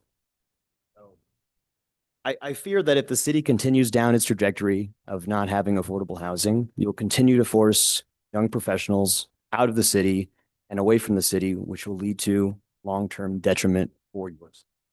A key piece of this update, the CAN initiative, encourages projects to make a percentage of the housing affordable by offering density bonuses for market rate housing. Mathematically, if you're increasing the supply of market rate housing, you will also lower the cost. So again, as you've heard tonight, by I think every single speaker here, these measures have broad support and are ready to go and would assist with making moving to the city a possibility for many. I urge you to approve Phase 1 and the CAT initiative. Santa Fe's workforce and residents deserve timely action on housing affordability and sustainable growth. Thank you very much. Thank you very much. Anyone else want to come forward and testify? Now is the time. And Madam Clerk, I assume we might have some folks in the Zoom room. There are several folks in the Zoom room. I'll do them in order. Anthony Guida, you are allowed to speak. Thank you. Good evening, Mr. Mayor and City Councilors. My name is Anthony Guida. I'm an architect, president of Friends of Architecture Santa Fe, and a member of Citizens Advisory Working Group. I commend the city staff getting us to this point. This draft represents a significant improvement in clarity and usability of the code. Most importantly, it includes the affordable housing incentives that seek to make our development process far less onerous, significantly more inclusionary, and better aligned with our community's current values and our urgent needs around housing. After 3 long years, it's time to do this thing. I was also a member of the Historic Districts Review Board for 6 years. I'd like to make some recommendations about the historic amendments and process as we move into phase 2.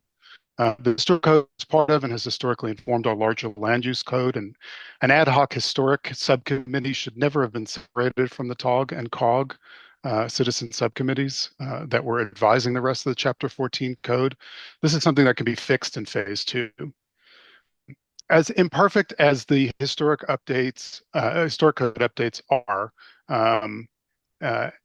it's not okay that 3 years of forward progress on the code rewrite, the historic portion, is now being stymied by the HDRB, entirely by those who are members of the Santa Fe Association. In addition to the code, HDRB membership needs serious reform. Members of an anti-development and anti-change organization should not occupy 5 of 7 seats on HDRB. They're not entitled to continued control over 5 overlay districts, land use division, a review board, and this entire portion of our code. Not on the public dime, and certainly not when the city's own probation report in 2021 indicated that the net result has been that our H districts have seen a 25% reduction in housing units, a loss of 60% of its Hispanic residents, and dramatic reductions in demographic and economic diversity, contrary to trends throughout the city. It's also not okay. The better part of the year, the mayor has failed to seat an architect on the HDRB in violation of the current and proposed versions of Chapter 14.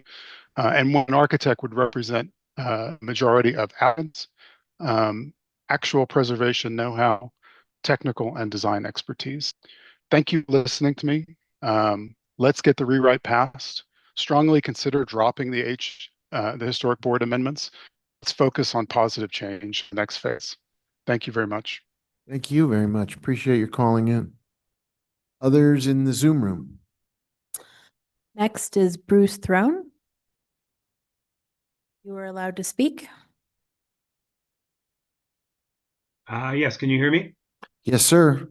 Oh, thank you. My name is Bruce Throne. I submitted detailed written comments, about 26 pages of them, on October 20th.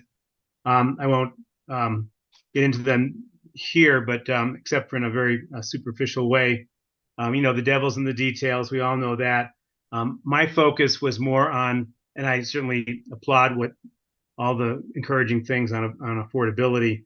I was focused on the changes to the subdivision and rezoning regulations, and I just hope you'll consider them. I think there's some problems in there. I'm not sure how this process works in terms of the phased approval approach, as I discussed in my comments. But to the extent if that's the way the governing body wants to proceed, I would just try to make sure, and whatever language you use in adopting it, that you make it clear that when you get to phases 2 and 3, you can make changes. In other words, it's not locked in stone. The only other couple of things I'd make within my 2 minutes, I would just mention one of the things that I proposed based on the experience that I had for the Planning Commission, that the code clarifies that when the developer or the Planning Commission imposes development requirements, that they all have to be stated and shown on the proposed final plat before the Planning Commission approves it. So it'll be a matter of public record, and people will know that that's going to be enforced. And finally, as I mentioned in the code, in my comments, I didn't see much on water, and I think a lot of us saw the excellent article in the New Mexican a couple of days ago about the connection between our San Juan Chama diversion project and the Colorado River compact, and how an allocation reduction for New Mexico could affect us. And so I'm hoping at some point, one of these phases, the governing body will take a look at that and see if there can be at least some authority for the city to either condition or turn down a particularly large subdivision if in fact approving it based on water calculations could jeopardize water availability to the community and the cost of it. Because I think as far as I can understand, that even with the return flow pipeline that was discussed in that article, whatever those credits are, that could be reduced dramatically if New Mexico gets a dramatic reduction in its allocation. Thanks for listening to my comments and for all your efforts. Thank you. Thanks for zooming in. Next hand, Madam Clerk. Jordan Young, you are allowed to speak. Hi there, can you hear me? Yes. Thank you. My name is Jordan Young. It has taken years to update this land use code. I remember when there was a Google Doc free-for-all style public input period. I want to thank the public service employees from New Mexico Gas and PNM for showing up to point out their concerns with archaeological review and how it adds costs and delays to crucial utilities. Every rule has the potential to add costs and delays to a project, let alone the cost and staff burden of enforcement. Thank you to Anthony Guida for your reasonable suggestion that the historic concerns be tabled for phase 2 and that the HDRB comply with the rules around its membership. Though I've lived in Santa Fe for 12 years, I've only owned my home in South Capitol for just over a year. I was appalled to learn that it took many months and thousands of dollars and 4 inspections to install a fence where a fence had previously existed. Months to get a permit to do an interior renovation with thousands of dollars of expertise required to satisfy an ever-moving goalpost. These delays cost money and cause stress. For individuals, land use is full of unknown costs and processes. For larger developers, they experience this on a larger scale. I've attended numerous planning meetings where projects jump through hoops and spend thousands of dollars satisfying ridiculous requirements just to get past the planning phase. Complaining neighbors and neighborhood NIMBY clubs guised as preservation institutes, armed with lawyers and plenty of retired folk who show up to every planning meeting to complain and block new development. These folks are given a big platform. NIMBYs always manage to delay, change, or end projects. The Old Santa Fe Association is given seats on the Historic Design Review Board, which is, of course, an endless pit of woes. Don't let them block this land use code update, too. While cities across America suffer from affordability and lack of housing supply, we seem to make zero connection between our harsh regulatory environment and our obvious growing issues with homelessness, crime, and affordability. Though I am eager to see movement on this project, I am disheartened with the level of regulations discussed tonight. We should be doing everything possible to plan, permit, and build housing and climate-ready infrastructure as quickly as possible. If we say that we care about affordability, let's do the things that are proven to actually improve housing supply. Remove the barriers to building more housing. I urge you to make sure that every single regulation that you are adopting is actually serving this goal. Thank you. Thank you very much. Who's next, Madam Clerk? Brandon Vella, you're allowed to speak. Good evening. Am I coming through? Yes, loud and clear. Thank you. Good evening, Mayor Weber and city councilors. I'd like to express my support for the approval of the Phase 1 of the Land Development Code as written, including the housing incentives.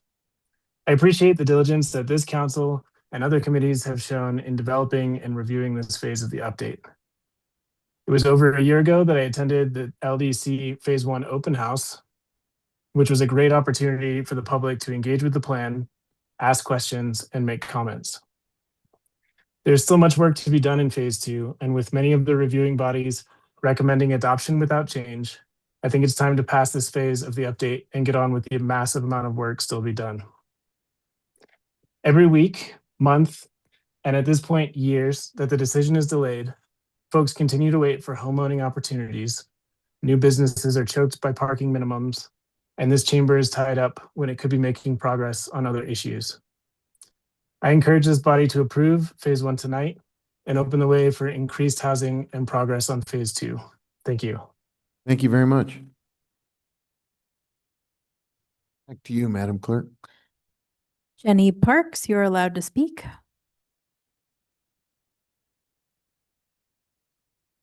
Good evening. This is Jenny Parks. I am here tonight on behalf of Encorum Health Foundation, as well as a citizen of Santa Fe. And I just want to not take much time because everyone said a lot of good things. I really support strongly passing these amendments, and I want to express thanks for a very thorough, thoughtful process. I've been to many of the hearings, and I know many of the people who have been involved and spent many hours looking at these changes, especially towards affordable housing and livable neighborhoods. And so thank you all for your leadership on this, and I urge you to support it. Thank you.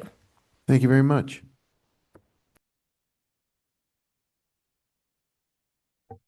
Jennifer Jenkins, you're allowed to speak. Good evening, Mayor and councilors. I'm Jennifer Jenkins. I'm here this evening as a land use planner that works with Chapter 14 every single day of my life. And I believe that phase 1 of this effort is a really important first step in improving the code and improving the usability. And we have much more work to do, but I want to echo many of the other supportive comments this evening and urge adoption of this. We can't wait. The affordability crisis is real, and this is an important step in addressing that. So I thank you and really appreciate your support. Thank you. Gayla, you're allowed to speak.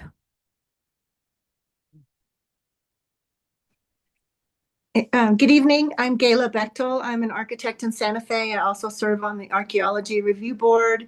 And as some others have said, I work with this code every day, especially the historic districts review portion of the code. I have some nitpicky things to talk about, or that I could talk about, but I'm not going to, and just really encourage you to approve this, with the amendments. I don't agree with all of them. I don't appreciate that the historic was removed during the H board meeting. I'm understanding about the stakeholders for the archaeology links, but I also would say that we are, there's a lot of the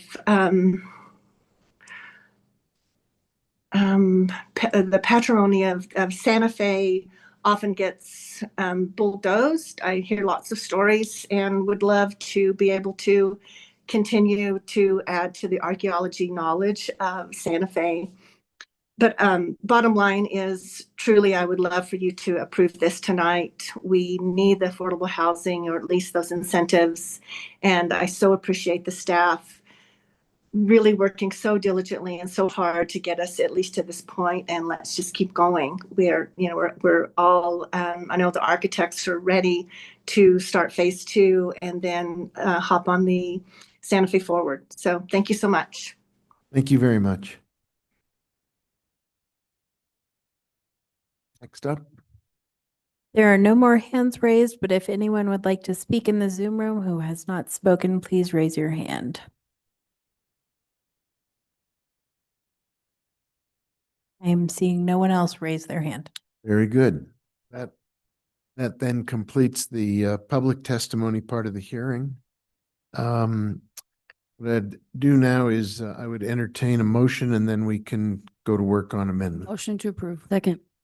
We have a motion to approve the bill, and we have a second, and we have a variety of amendments I think we should perhaps, unless somebody's got a better suggestion, simply go in alphabetical order as they've been presented to us.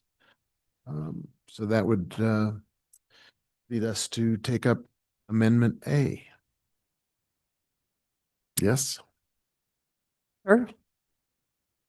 Amendment A is the amendment that the H board recommended around the district, how would we say it, standards, and just take them back to where they are so that in phase two, more work can be done on these. I think there are some issues with what's here, and I think more conversation would be beneficial in getting to a place where everybody felt more comfortable with them. So this basically changes the bill to take it back to what the standards are currently.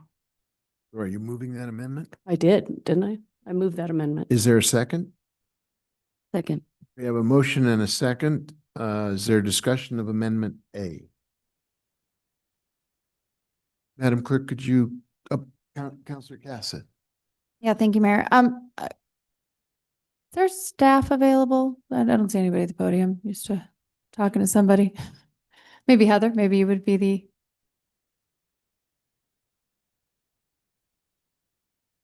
I do want to understand the process around the historic standards. As mentioned, there was a subcommittee from the TOG and COG, which are fun names. And then it was brought to H board for approval. Was H board part of the development of these? I'd love to, I've heard a few different stories about how we got to this moment in time. So if you could help me, that would be wonderful. Yes, thank you for the question, Mayor Weber, Councilor Cassett. With reference to the subcommittee, we felt it was important to have that topic dealt with specifically rather than just as part of the larger code. And so there were two representatives from the Historic Districts Review Board on the committee. We also had representatives from the AIA, the Old Santa Fe Association, and Ms. Beninato was also invited to be part of that committee, and other people were welcome and sort of came and went over time from the land use working group, for instance. So with reference to the district standards, those standards actually were developed in 2004. And at that time, there was an administration change and the amendment was never created. So the intent of the district standards is really to recognize that historic preservation is not a styles ordinance anymore. It is actually a preservation ordinance. So back in 1957, Oliver Lafarge and, Irene Van Horvath said, oh, everything should be old or recent Santa Fe style. But it doesn't stand to reason as much anymore. And what happens to Northern New Mexico style? What happens in those situations where we have all these styles that are endemic to our region, but aren't acknowledged in something from 1957? And so that was the reason for the proposed changes. I know that not all of the committee agreed with that approach, and they've been very clear about it, but that was the rationale. Got it. Thank you. Yeah, I mean, I will say I struggle with this one because I do think that we have a lot of challenges with our historic code. And we have practical challenges with our historic code. I've heard horror stories of people having leaky roofs that they couldn't fix for a year and then got mold because of having to get through H board. So I have some very large concerns around our historic code and how it is enacted and how it has really impacted.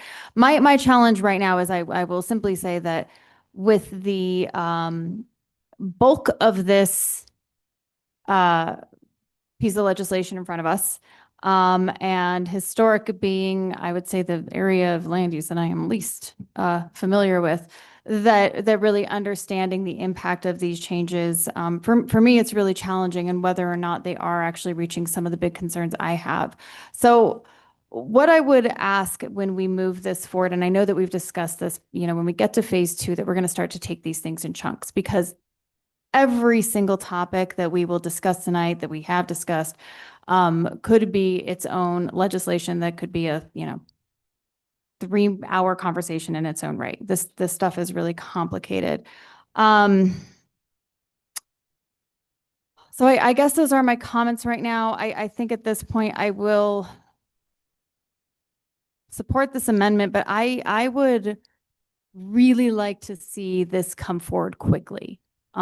Because the way that our H code actually interfaces with individuals who are in the districts can really cause some problems. And I think, we've talked about what we would like to see with affordability. So I would just request that we get this moving forward. And I had the opportunity to sit in on one of the staff's learning sessions, and I learned a lot. And so I would love that opportunity too, especially as we are talking about historic, with some of these different perspectives coming in, because the fact of the matter is that it is very much an opinion at this point. I know we've had this conversation around new versus old, and I've seen people discuss whether something is new or old and disagree with it, and they both have great points in my brain. So I think some education around this as well as this moves forward would be helpful for me to feel really comfortable to be able to make changes that I think are getting to that place. So just wanted to make those comments there, and thank you so much. Thank you, Counselor. Other comments on the amendment? We have a motion and a second for this amendment. Let's call the roll, Madam. Counselor Lee Garcia, Yes. Counselor Michael Garcia, Yes.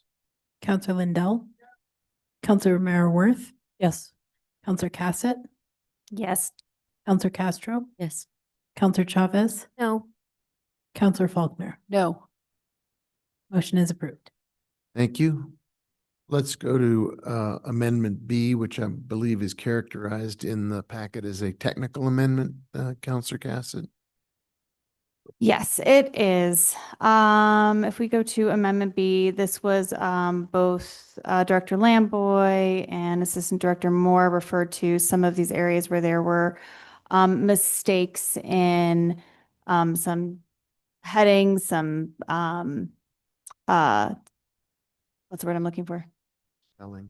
But yeah, spelling, headings, and I believe that is it. So I'm happy to read through this if that is of desire. It is in the packet, but it is things like any was spelled with 2 A's and we'd like to only spell it with 1. So with that, I would like to move Amendment B. Amendment B has been moved. There is a second. Is there discussion for or against Amendment B? Counselor Michael Garcia. Thank you, Mr. Mayor. Maybe it was Amendment C. No, one of them's changing terms. Yep. Is that Amendment C? Amendment B is primarily dealing with spelling mistakes and things that are replacing words that are. I found it. So it says on page 211, Exhibit A, Section 14-3.3, Table 3-23, in the row titled Density Residential Max, under C1 and C4, replace 10 with 21. So it's proposing to replace 10 feet with 21 feet. Am I correct on that? And what's the, I understand the rest are very technical corrections of grammar. This is changing feet. This is changing distance. So what is the existing law and why is there a proposed change? Go ahead if you have an answer, please. Yeah, thank you, Mayor and Councilor Garcia. So that particular change is kind of a cleanup from the change that we made to allow density by right in R12, R21, R29. And so in the code, C1, which is a commercial district, references the density of R21. But then when you go there, it says 10. And so it's not actually feet. These numbers are density numbers. And so we wanted to acknowledge that we were kind of removing that limitation on, density from 10 back up to 21. So what is it currently? Well, it is 21, but it's just a little kind of clarification change that we made. Okay, so Okay. the law is currently a density of 21. This proposal in front of us has 10, but the amendment is proposing it to align with the law, which is 21. I understand correctly. Correct, yeah, because we're removing that provision that requires you to ask for permission to go above 10. Gotcha. Okay? Okay. Thank you. Yeah. Yeah, Absolutely. it is a really fine needle there we're trying to thread. So I appreciate the question. Thank you. No other questions, Mr. Wright? Other questions on this amendment, Amendment B? There's a motion and a second. Madam Clerk, can you call the roll? Counselor Michael Garcia, Yes. Counselor Lindell, Counselor Romero Worth, Yes. Counselor Cassett, Yes. Counselor Castro, Yes. Counselor Chavez, Counselor Faulkner, Yes. Counselor Lee Garcia. Yes. Motion is approved. Very good. Takes us to the next amendment. Mayor Weber, councilors, Amendment C is almost finished. Marcy's working on the cleanup on it. There were several questions. No to wonder I address. didn't see Yep, it. so we could go to D if you. I think we should move then to Amendment D, which is in our packet and has been sponsored by Councilors Romero Worth and Lindell. Would one of you like to briefly describe it and then make the motion? Yeah, so I think you heard from both utility companies, gas and electric, that these are examples of changes, again, that probably need to be reconsidered in phase 2. And there are, as I understand it, there are 3 districts: historic, river and trails, and suburban. The utility companies are fine with the change in the historic district of, I guess it would be narrowing, and maybe I need Director Lamboy back again. Narrowing the space they have to work in before they have to go out to do these archaeological requirements. And in the historic district, as you heard from P&M, they are fine with moving from 60 to 50 feet because they actually are finding things that we want to be preserving. But in the river trails and suburban districts, moving from 550 feet down to 100 and 550 feet down to 200 are probably need more conversation. And I think it would be good to involve the utility companies in that conversation. So maybe these are, it sounds like they are objecting to these, this move from 550 to 100 and 550 to 200. Maybe there's some other place that everyone can agree on, but I don't think there's been enough conversation about where that is. And I don't know, Director Lamboy, if I explained that particularly well, and maybe you want to add to that. Mayor Weber, Councilor Romero Worth, thank you for reviewing the issues. So it's a number of linear feet for any utility main that there's an extension. So in the historic downtown, as you well know, we're cultural resource rich down. So the reduction is from 60 feet linear feet to 50 linear feet. We are also cultural resource rich in the rivers and trails. There's a pueblo that's nearby Siler Road, and that's in the Rivers and Trails District. And so there's all sorts of cultural resources we've discovered over time. And so that was the rationale for reducing that in rivers and trails. And then suburban, there's been a lot of different types of, for instance, most recently, dealing with Tierra Consenta Phase 3, there are wagon tracks that actually were related to the Camino Real and then later, caravans for goods and services. So that's the rationale. But if we can certainly engage more with the community, and we will do that immediately with part of phase 2. And I think I would add, it's my understanding that we did not engage with the utility companies.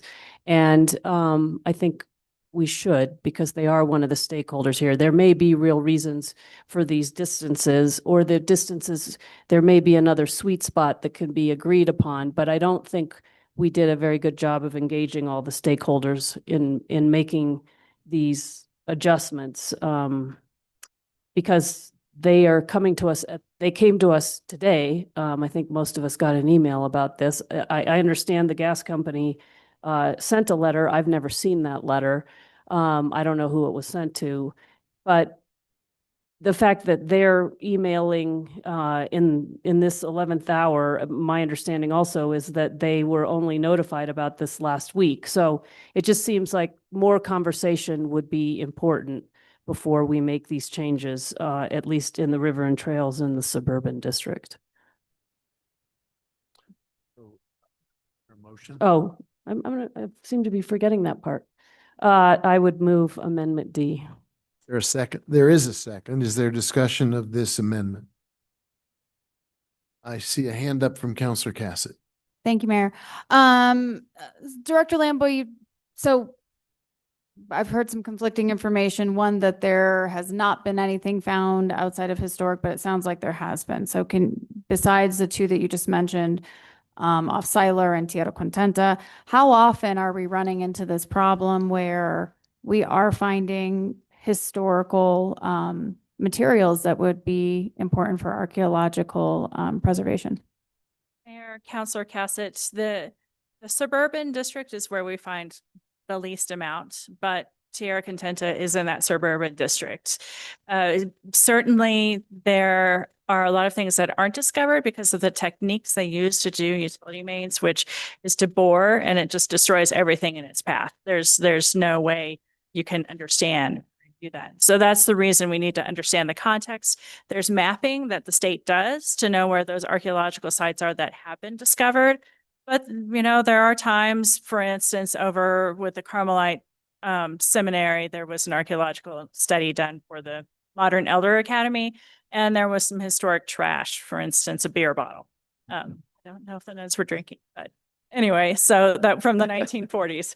But anyway, so That actually is interesting. I was like, beer bottle, but fascinating at that when it gets that old. And then, Shelby had mentioned, you'd mentioned something about that there is already a process that both New Mexico Gas and PNM, that there's, I'm curious because it is important that we balance these things out, but is there a way to streamline so that a permit isn't taking so long, but we're also making sure that we are protecting these areas? If there's already an archaeological review going on with the utility companies, is there a way that we actually put these things together so that we don't have to deal with a long permitting process, but we're getting the information that we need that makes us feel comfortable that we're not in an area that needs protection? That's a great question, Mayor Councilor Cassett. We did actually talk about that today with Chair Eck, who is the chair of the Archaeological Review Committee. And there are things that we can do operationally that will make an impact. For instance, PNM and New Mexico Gas, they have archaeologists on staff like our water division does as well. So, or public utilities. So we have thought about not making them do a monitoring report or not doing the monitoring plan, but just turn in a report. Those are things that still need to be worked out, but certainly we can make improvements operationally. That just sort of arose today. So. And those would not, if there are improvements that are made operationally, they're not something that has to be set down in code. They are just part of your policies and procedures within the department? Yes, that is correct. There are triggers for an archaeological report, but the monitoring plan and the actual final report, it's not completely spelled out in code. So we think that we can work within those within that realm to produce a net effect that's positive for the utility companies. So not just neutral to where we are now, but potentially even positive for where we are now? There would be one less report. That's always a good thing. So, okay. Thank you, Director. Thank you, Counselor. Counselor Merworth. Director Lamboy, so when you say triggers, one of the triggers is distance, right? Mayor, Councilor Romero Worth, that is correct. Okay, so again, I would just say, I think we need some more conversation around this and we should stick with what we have now. And let's have the conversation in phase two. Thank you. Other comments on this? We have a motion and a second. Could you please call the roll, Madam Clerk? Counselor Lindell. Counselor Romero Worth. Yes. Counselor Cassett.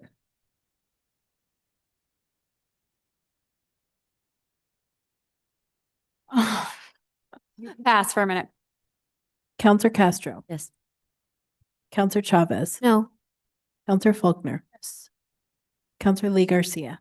Yes. Counselor Michael Garcia. Yes. Counselor Cassett. No. Motion is approved. Okay, that's A, B, and D. Do we have a citing of Amendment C? We're checking now.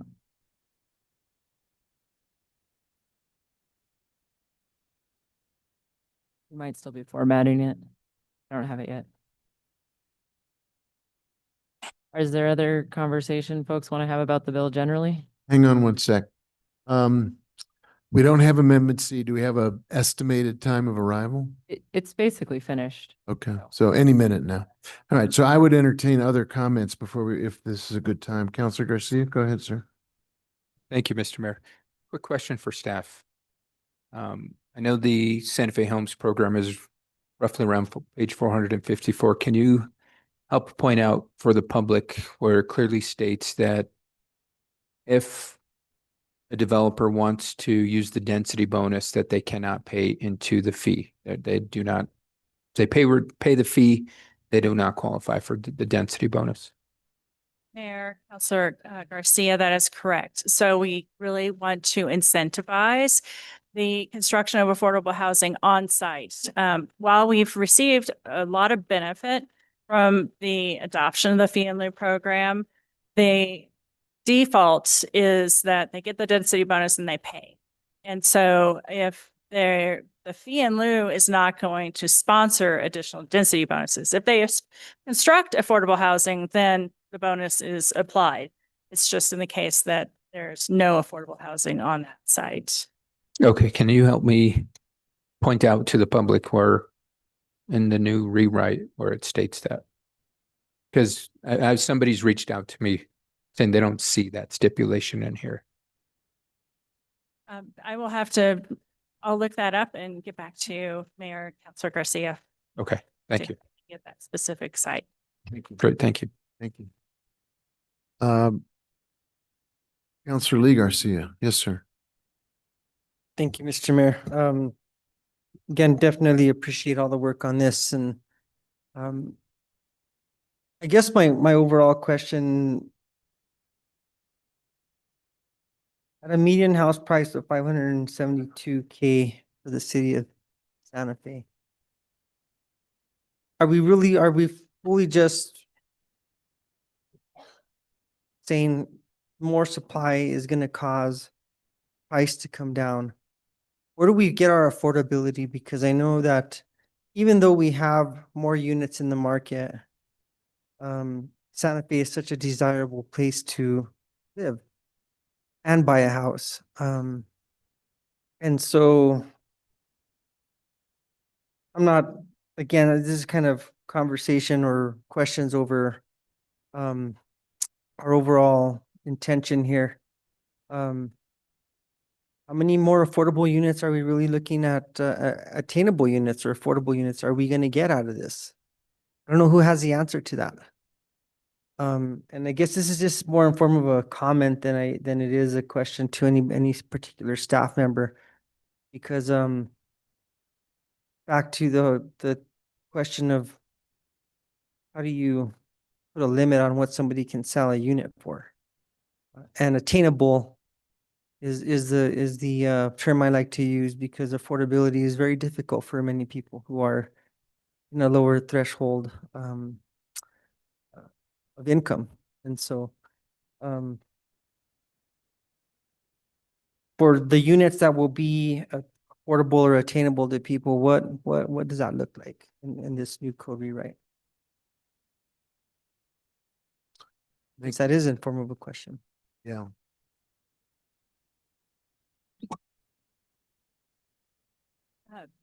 Mayor, Councilor Garcia, for the unit that is affordable or attainable, there's supposed to be no difference in construction or anything like that. It's, for instance, we have affordable single-family homes that look distinguishable from other homes. They might be a little smaller.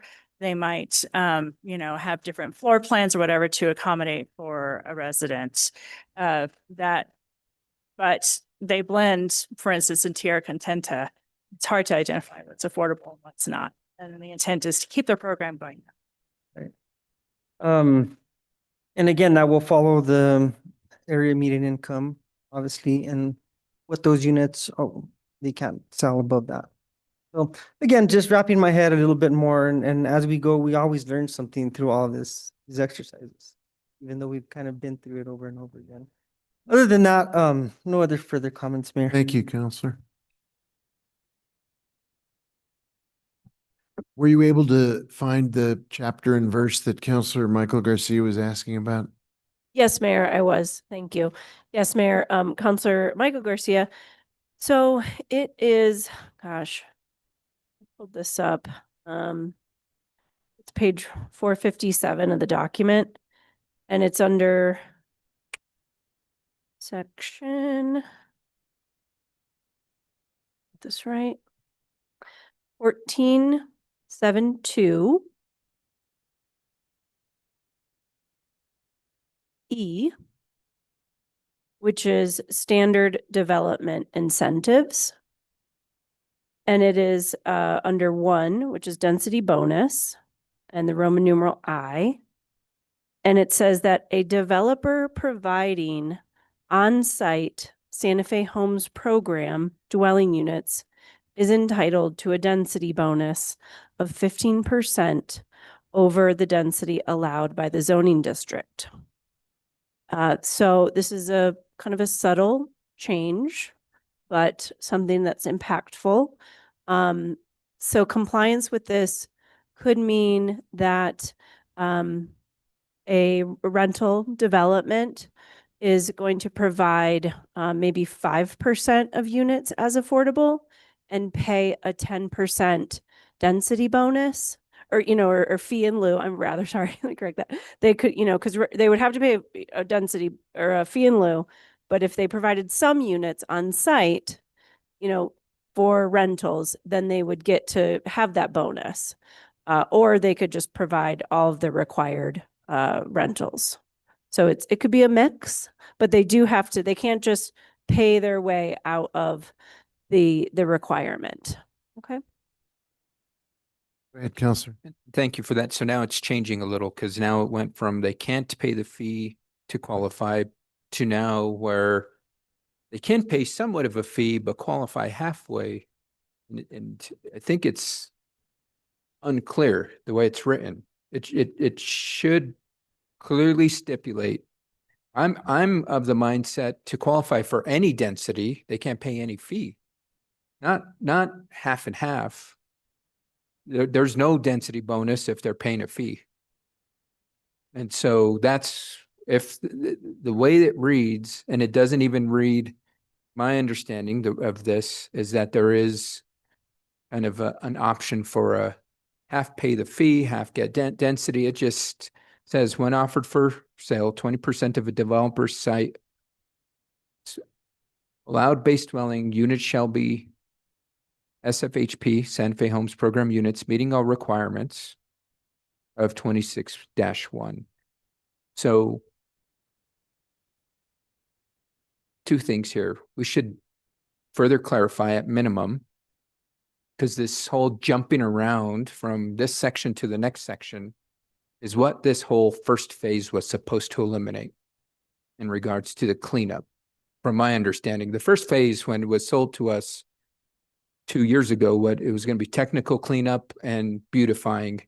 Now it's not only has that, but it's got over 40 significant changes. So I think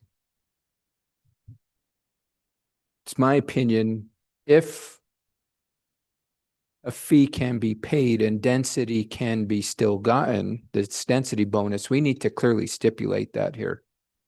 Because that's not the way this reads, nor does it say anything to that nature. And with that being said, again, I'm of the mindset that to even qualify for density, they can't pay any fee. Because again, the whole intention and what we heard from vast majority of the folks, I want to say, what do we got here? 30, maybe 40 folks here. At least half of them, if not more than half, spoke about the affordability and how it's going to bring about affordable homes. When we pay the fee, we don't get the affordable homes. We get some monetary resource, but we don't get the homes. And I think that's the concern I've heard from the public loud and clear, is we want to begin to get the stock. And so I guess with that being said, I'm trying to figure out how we clarify this.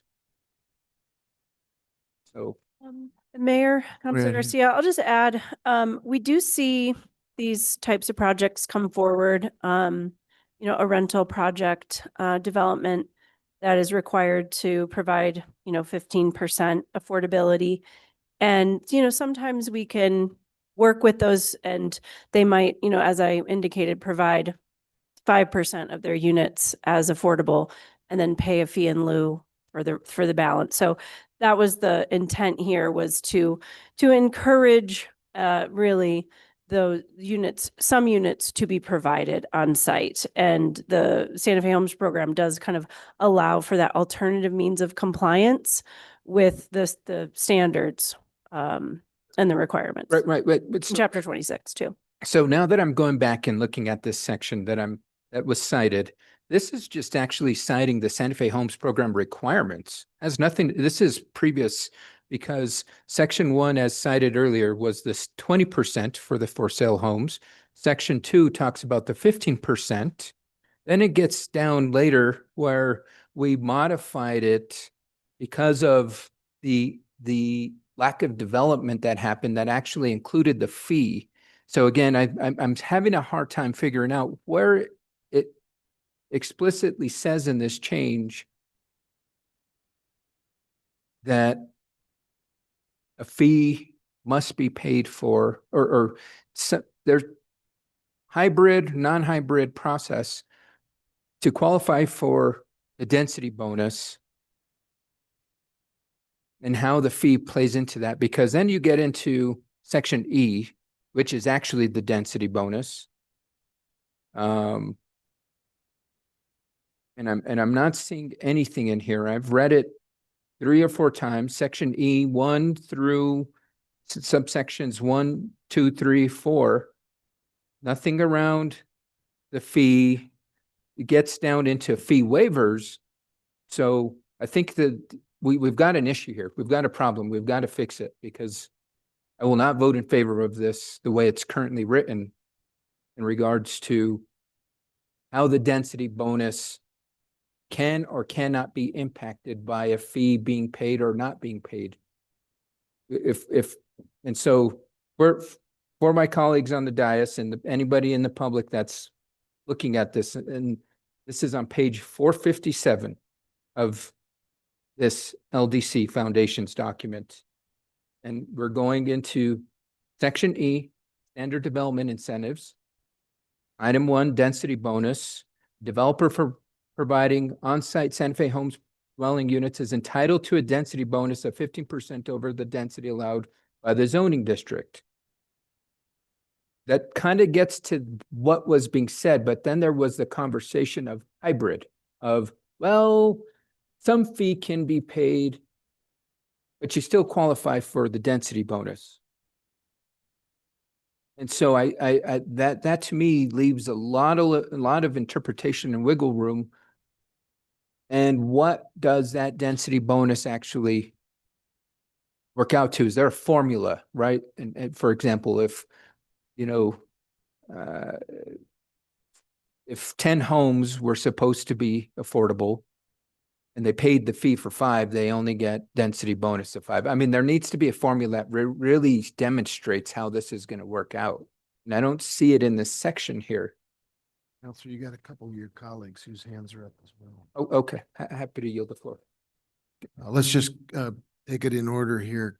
Counselor Faulkner, and then Counselor Mayorworth, and then Counselor Cassett. So I think I've made it abundantly clear as a planning commissioner and as a city councilor that I am not a fan of fee in lieu of. What I will say though, is there is a formula that you can create where fee in lieu is effective.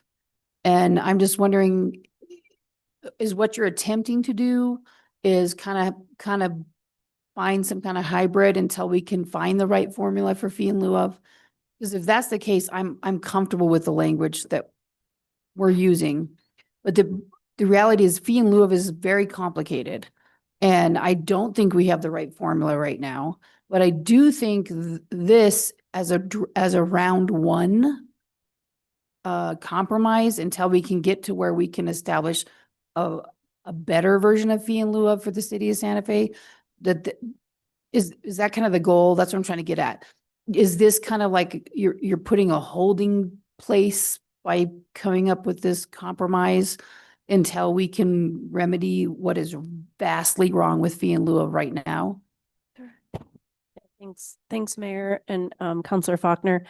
I don't, we're not proposing to change anything with the fee in lieu with this code update. We're not touching that.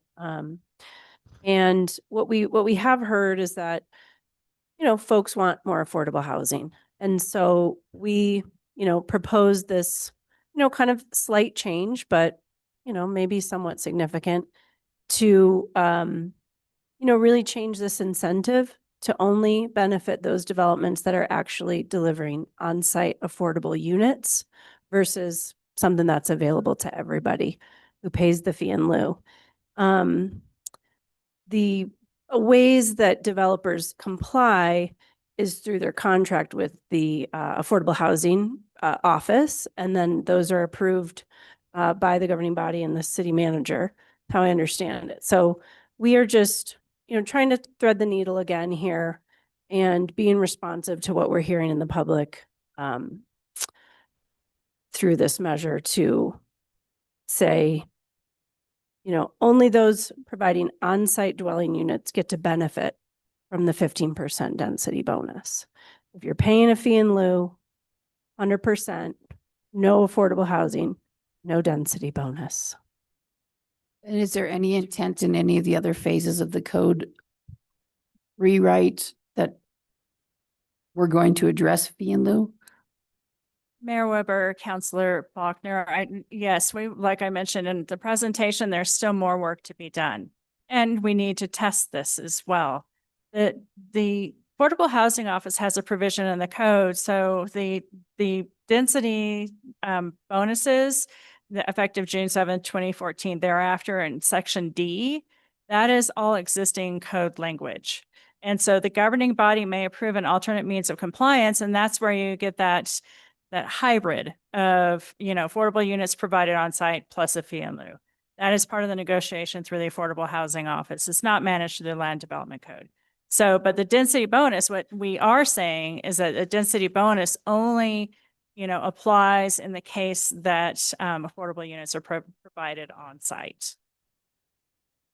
Yeah, I would just, my final note is Mayor-elect Garcia. I already have on my list of to-dos for 2026 addressing fee in lieu of. And so I see this as a good compromise to kind of get more density and more affordability, but I am very dedicated to addressing fee in lieu of moving forward. Thank you. But Councilor Faulkner, just to that point. Excuse me. I had We gotta pulled let up the some floor other- to, but I know, but we gotta let some other people speak. We've got three other hands up, Council. We'll come back. Councilor Mayorworth. I'm going to defer to Councilor Cassett. I'll go after her, please. Thanks, Mayor. Good. Yes, please go Thanks. ahead. All right. Being formal. All right. A couple things. One, I think one of the most important things is that the Santa Fe Homes program is in chapter 26 of the code, and this is only a chapter 14 code update. So I know that gets really confusing because the density bonus aspect comes in with chapter 14, but when it comes to our fee in lieu, the entire Santa Fe Homes program design, which there is a lot of work to do. Counselor Faulkner and I did have the opportunity to have a meeting today about this, so already working on that. But that is a separate chapter. I will say that my understanding was that no fee in lieu would be if you pay a fee in lieu, there would not be an opportunity for a density bonus, regardless if it was hybrid or not. So that when I was that was my understanding. The area where I think this does get a little bit tricky is sometimes you have this scenario where they have to provide 25.3 affordable homes. So that 0.3 gets a little bit challenging, and I can see where we might want a hybrid there. I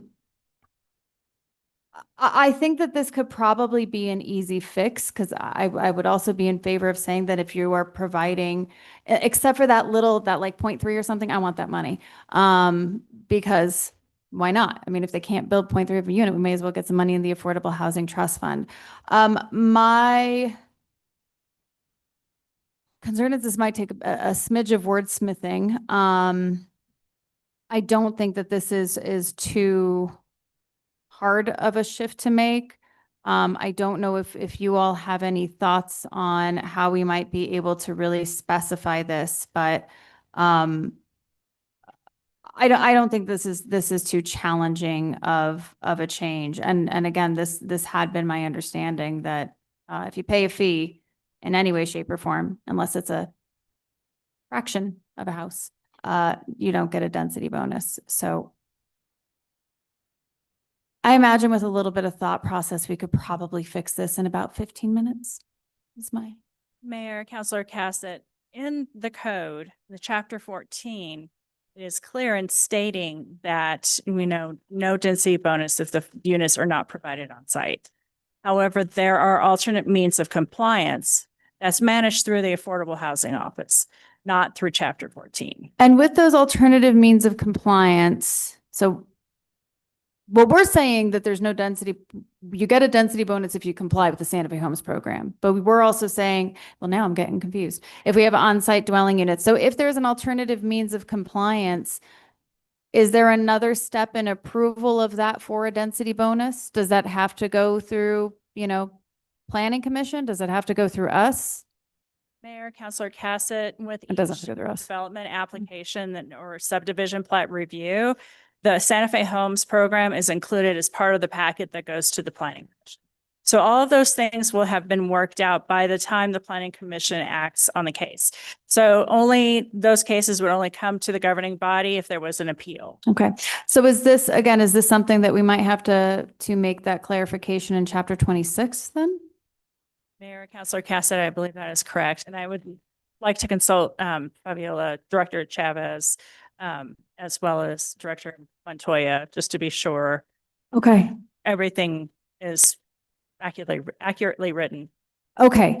Thank you. I appreciate that. Well, that said, I think that these are really important. We need to move forward with them. If this is something that has to be addressed in chapter 26, then I would suggest that those of us who are interested in this should get on this tomorrow, maybe Friday. I have a busy day tomorrow.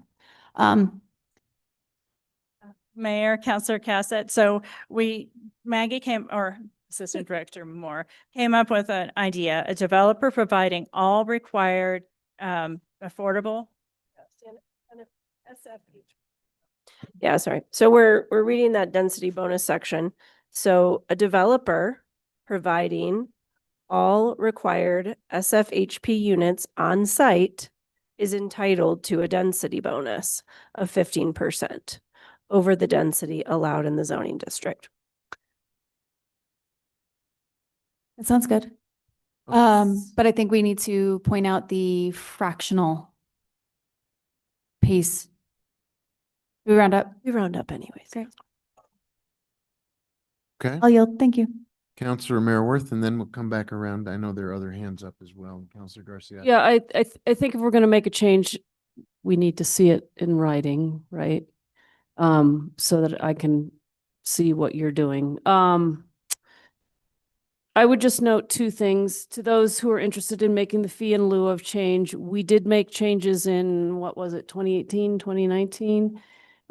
Those changes, I believe this is the last year.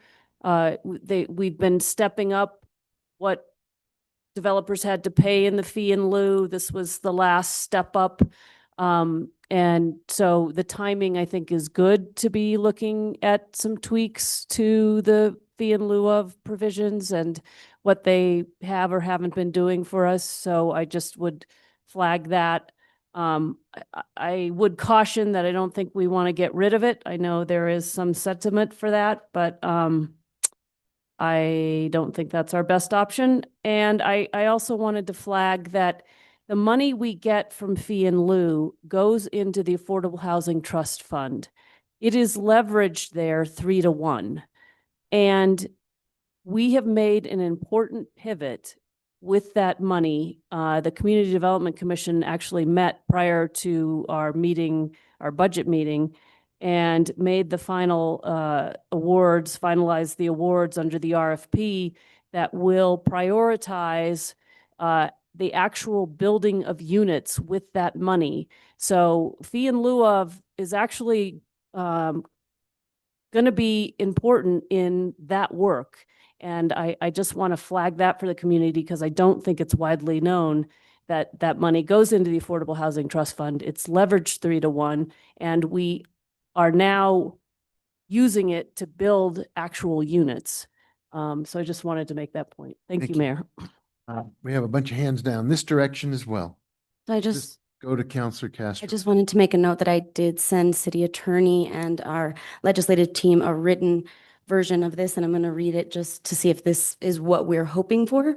But in that section, in that section, it would say a developer providing the required number of affordable units on site, Santa Fe Homes project dwelling units without having paid the fee in lieu is entitled to the density bonus of 15% over the density allowed in the zoning district, which makes it very clear that in this specific case, if you have paid the fee in lieu, you're not eligible.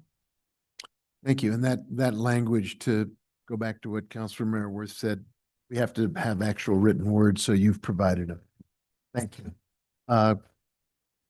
Councilor Chavez. I was a little confused because I feel like the hybrid was more of a discussion than it actually being clear in writing here, because I would interpret this as you would only get the density bonus if you met the requirement, because there's no mention of fee in lieu. There's no mention of like a hybrid negotiation of any kind. So I'm like, as it is, it to me wouldn't allow fee in lieu, but it sounds like that's what we're doing on the back end and negotiation, because that's what we've done and that's what we've done. So I think it's good that Councilor Castro made it clear in her amendment. I would support that amendment.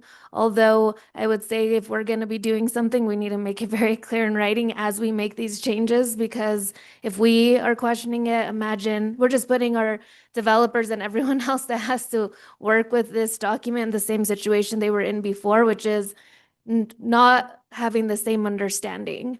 We need them to have the same understanding as we have, as staff has, in order for them to navigate through this successfully. And that's the whole purpose of this. So here's an example of an area that would have been really unclear, I think. So I'm glad that we're addressing it, or we caught it. So thank you, Councilor Garcia. Thank you. Councilor Garcia, your hand was up earlier. Thank you, Mr. Mayor. It was referenced how fee in lieu is leveraged, and I agree with that. But when I look at it from the loss, and I can only go off the numbers that's been provided to me from inception through 2023, because I have unfortunately not been able to get any stats from staff on 2024 or 2025 regarding fee in lieu and in lieu of numbers. But from inception to 2023, the city collected roughly $2.8 million. So let's just say $3 million for example's sake. Now, if we leverage that, that's 9 million. But when we look at the loss, that comes to over 400 units not being developed. 400 homes not being developed for individuals who live elsewhere that could be living in Santa Fe.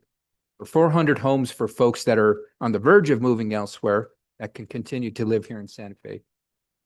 And so this is why I've been trying to really modify and update fee in lieu of, not only for city-owned land, but for publicly owned land.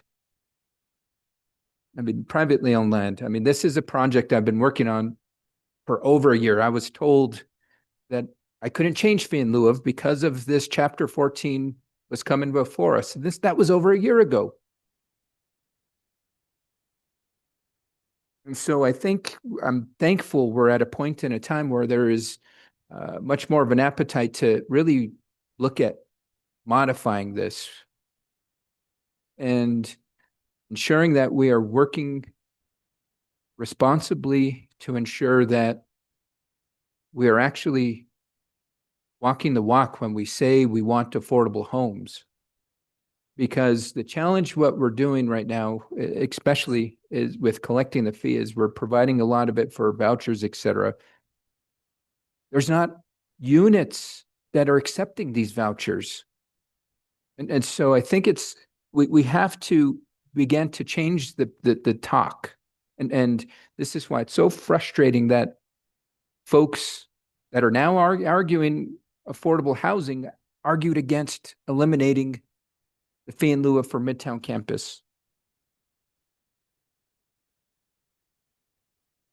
It's quite frustrating because we ultimately need to be leading the process. We need to be thinking outside of the box and stop thinking that we are going to build our way out of this affordable housing crisis. That's not going to happen. We just can't build enough to ensure that that offsets the affordability. And that gets to the point that Councilor Lee Garcia is making earlier. How many homes need to be built to ensure that prices go down? Folks, we live in the most popular city in the state to live in. Some would say even maybe the Southwest. You have a constant influx of folks wanting to live here. So we're never, ever, ever, ever going to meet housing demands. Never. What we need to be focusing on is meeting the affordable housing demands.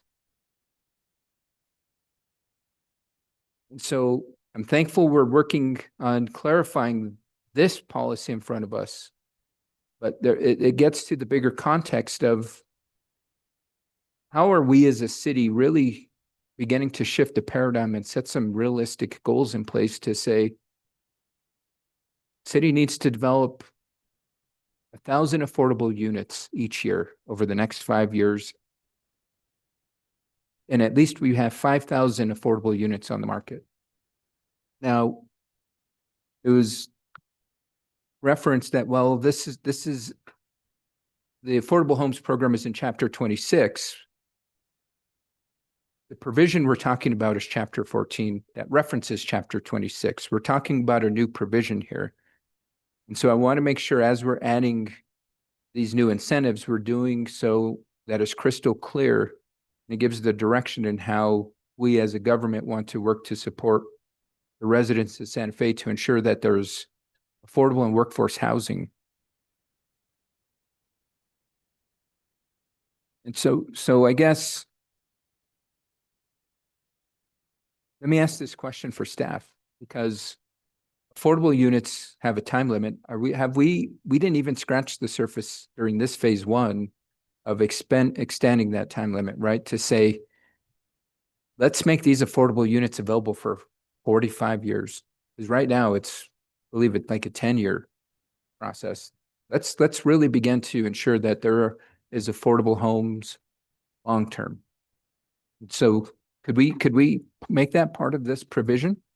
That if somebody wants to get this density bonus because they're developing the affordable units. Those affordable units that they're building have to be affordable for 45 years. Could we add that into this language? Mayor, Councilor Garcia, that is regulated by Chapter 26, the duration of how long it has to be affordable. So that would be an amendment to Chapter 26. The question as to the question whether it could be in Chapter 14 is something I have to consult with Ms. McSherry. But my question revolved around specifically the density incentive.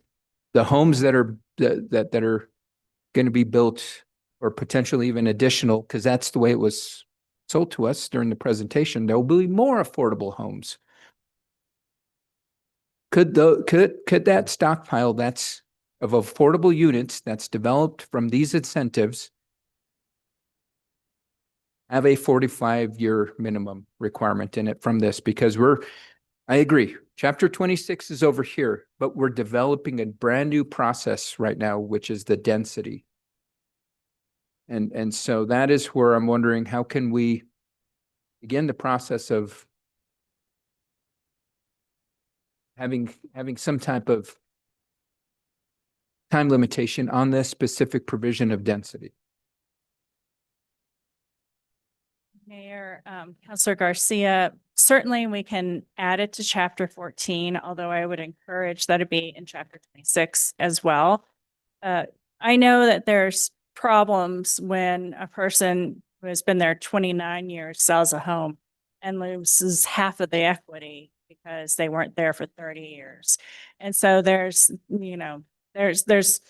challenges in that, whatever the number is. So, but I would like Ms. McSherry's interpretation of whether we should put something both in Chapter 26 and Chapter 14. Mayor, Councilor, I think I'm hearing the questions differently, but I just want to verify something because I'm not sure we're all speaking on the same plane. The existing language that you all are talking about is in the existing code, right? We're already offering the density bonuses for folks who comply and place units on land. Okay, so that's in the existing code. There's enhanced density bonuses further down a little ways in that same section. That's the new content. Right? This is my question is, can a time limit be added to this section, which is on page 458, item F, enhanced affordability incentives? Mayor Weber, councilors, the parameters around what affordability is are in a different chapter. They are not noticed in this caption. We would need to look at those. It's really huge breadth. The changes that you all are discussing now, I'm sending you some commentary to determine whether or not you think those are in the existing chapter. I do think you wanted to broaden the caption, we could do that. Or we can talk about whether or not they're included in what's there now. Because what's there now is really describing the additional density bonuses that are further down in that section. They're not really describing the part you all are talking about now, which is actually consistent with the current code. The caption is putting the public on notice about the additional densities, which are further down in that section. Right. And in essence, this could come in phase 2, but I want us to start really, hopefully thinking about 10 years is too short. 10 years comes in a blink of an eye. And we want to ensure that the stock of affordable homes we're building is available long-term. So. Got it. Yeah. We now have Amendment C in our inbox. I'd like to try to proceed in a orderly fashion. We also have the language that was drafted by Councilor Castro and forwarded to the city. I believe it was forwarded to you, Madam City Attorney, to take a look at. Mayor Councilors, that's the version I'm responding to right now, and just highlighting what the caption currently says on the topic, raising the question for everyone involved as to whether or not it includes this idea or whether we would also need a proposed caption amendment to capture this idea. Okay. I want to start, however, with amendment, just because it's already been drafted. We already have it in front of us. You've already approved it. Councilor Caston, I believe that is an amendment that you're sponsoring. Except we haven't finished with the other conversation. Well, I mean, Councilor Garcia may have finished with it, but you know, there are other councilors who want to speak. Well, I understand that. I'm not sure we're gonna finish it. I think we could deal with Amendment C and then come back. I think we're in the moment of this conversation and then we should go to Amendment C. I'm sorry, Mayor. I just, then we'll lose the thread of All what's right, been if you don't spoken. want, I'm fine, that's fine with me. So we have been discussing the question and we apparently have I don't know, Madam City Attorney, I haven't seen an email back from you yet, but maybe it's on its way. About regarding the amendment that Councilor Castro proposed, were you drafting a email to us or what were you doing? Mayor Weber, I did not even realize you were on the email. So you just received a response from me if you were on it.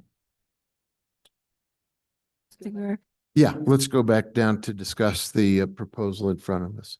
So pretty much you all have had a chance to speak to this question about the fee in lieu and opportunities for people to use it or not use it.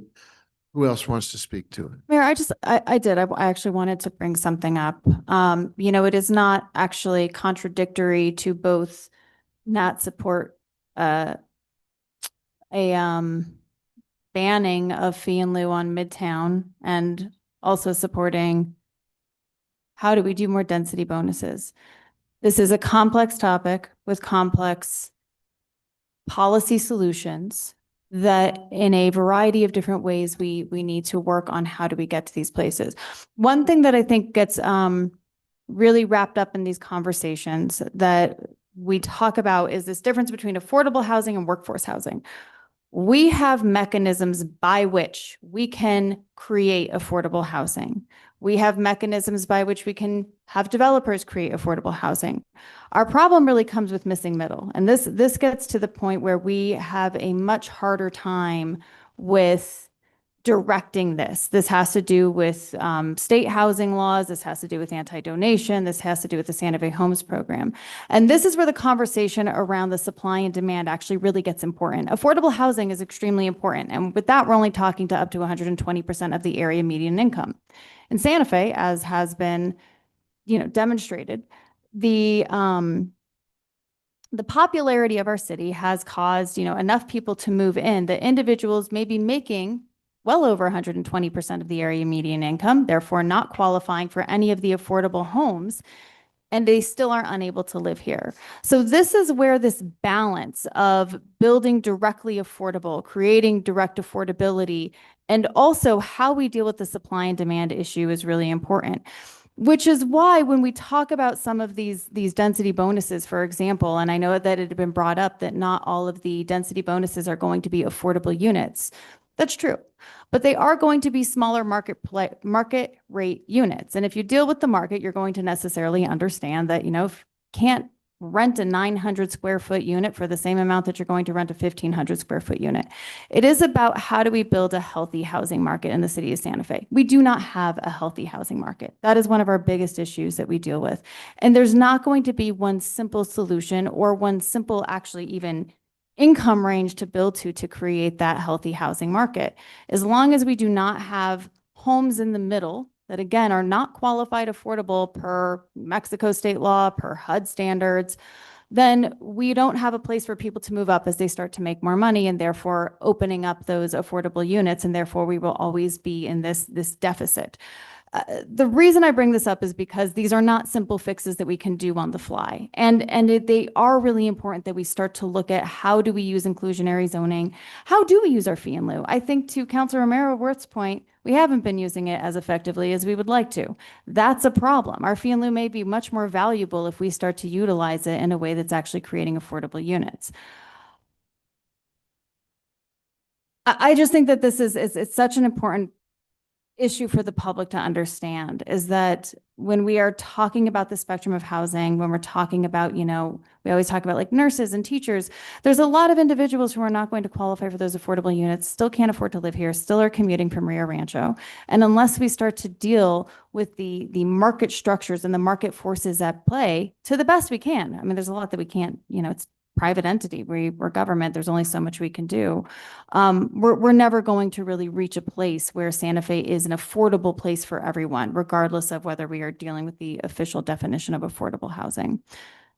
So thank you, Mayor. And I'm happy to move Amendment C if we're done with this conversation. No, we're apparently not done with this topic. We have several other people who weigh in. I believe Counselor Mayor Worth wants to weigh in. I know Counselor Faulkner wants to speak, and I see Counselor Lee Garcia's hand. I think everybody should have a chance to address. Yeah, and I just think this is an important topic, and we have to take the time here. I just also would remind us that we don't get to just set the rules and either take our way or the highway. We have partners in this. We have builders.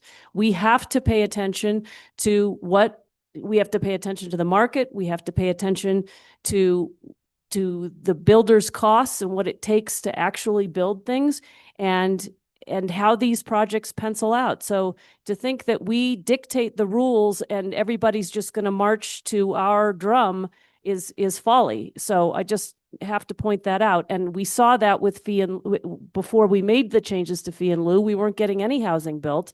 And then we did the fee in lieu, and it's been stepped up over the years, and we've seen more housing built. So I think we're at a good point to be revisiting it, and it does, I think we've done some workshops. I know there's some conversations going on, and there are some things that can be done, but we don't get to dictate all the terms. And I just want to be clear about that. Thank you, Mayor.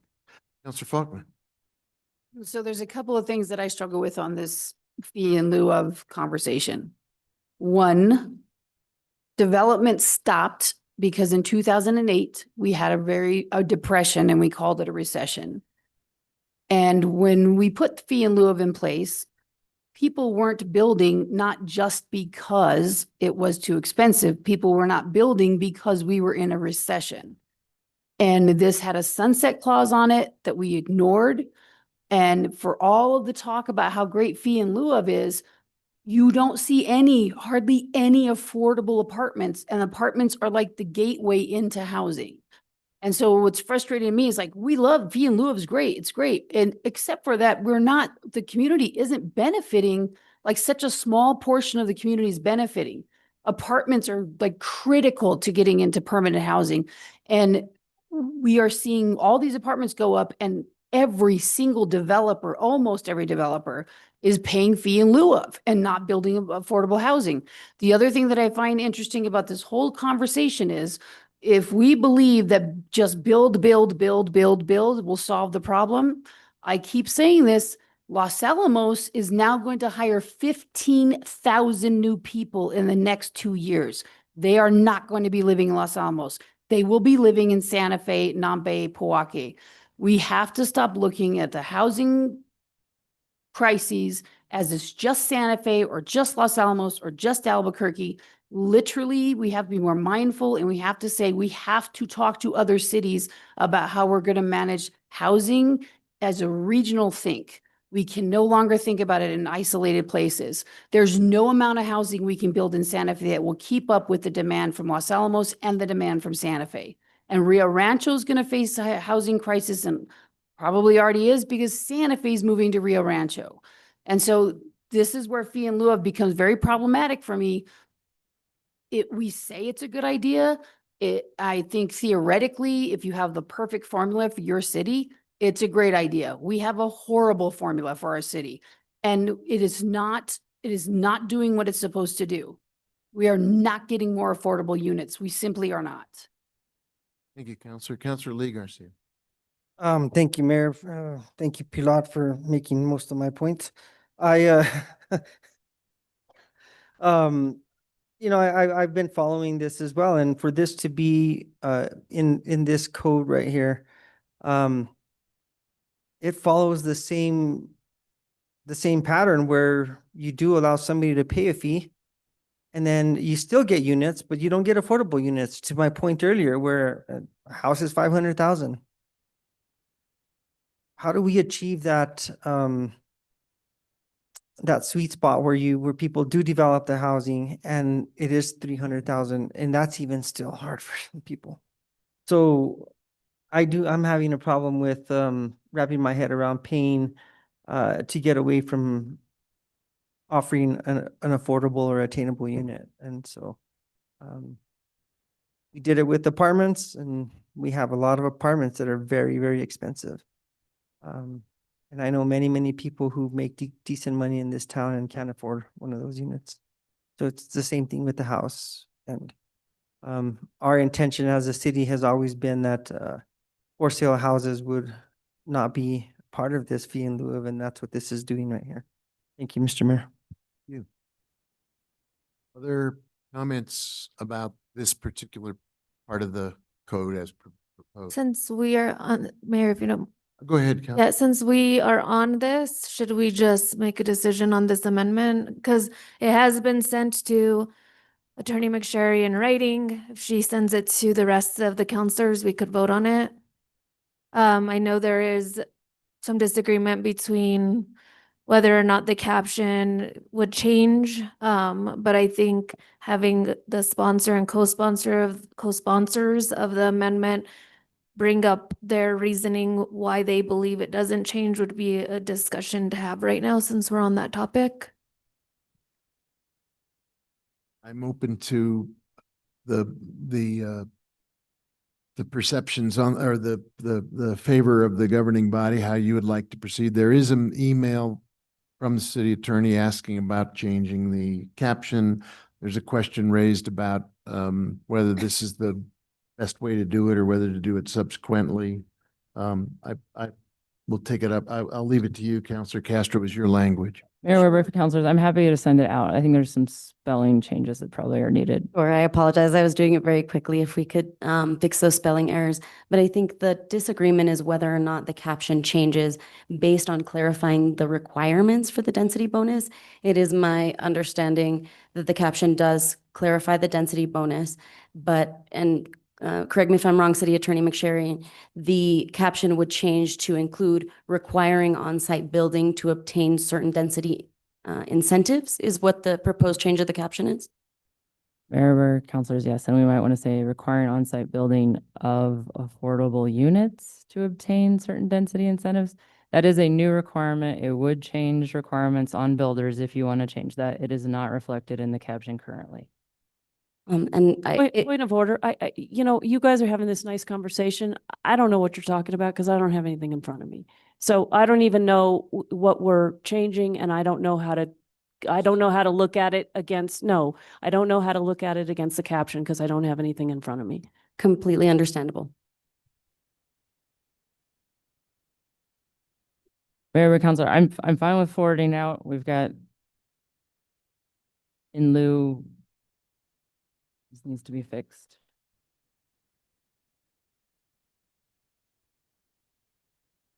That I can send it out as soon as it's fixed. In lieu is misspelled, but we're going to fix that.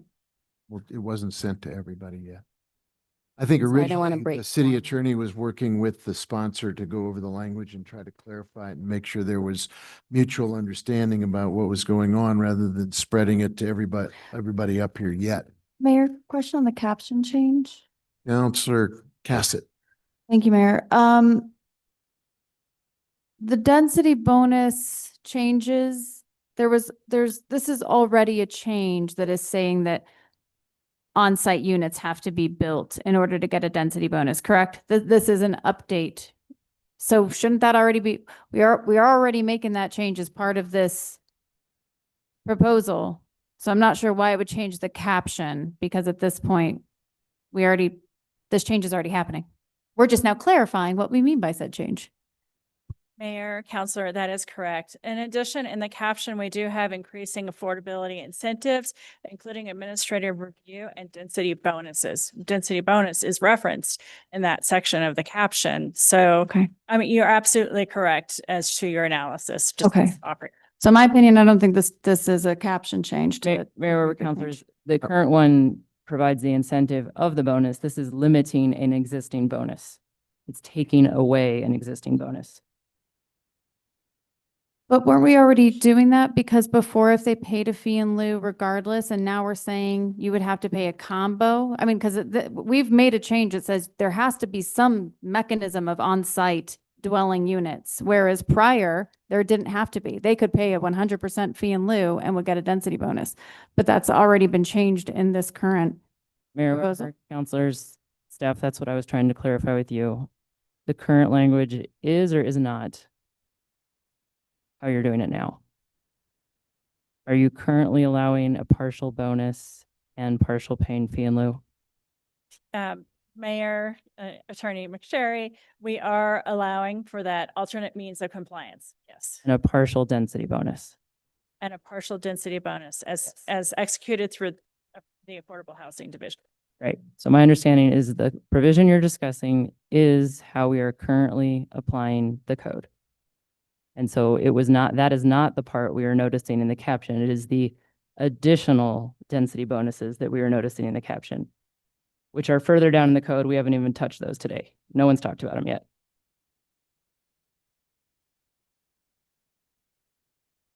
So point of clarification, I feel like we are still having some debate, so I don't know that we're ready to move this amendment right now. What are our options, Director Lamboy, to address this in phase 2, and how quickly can that happen?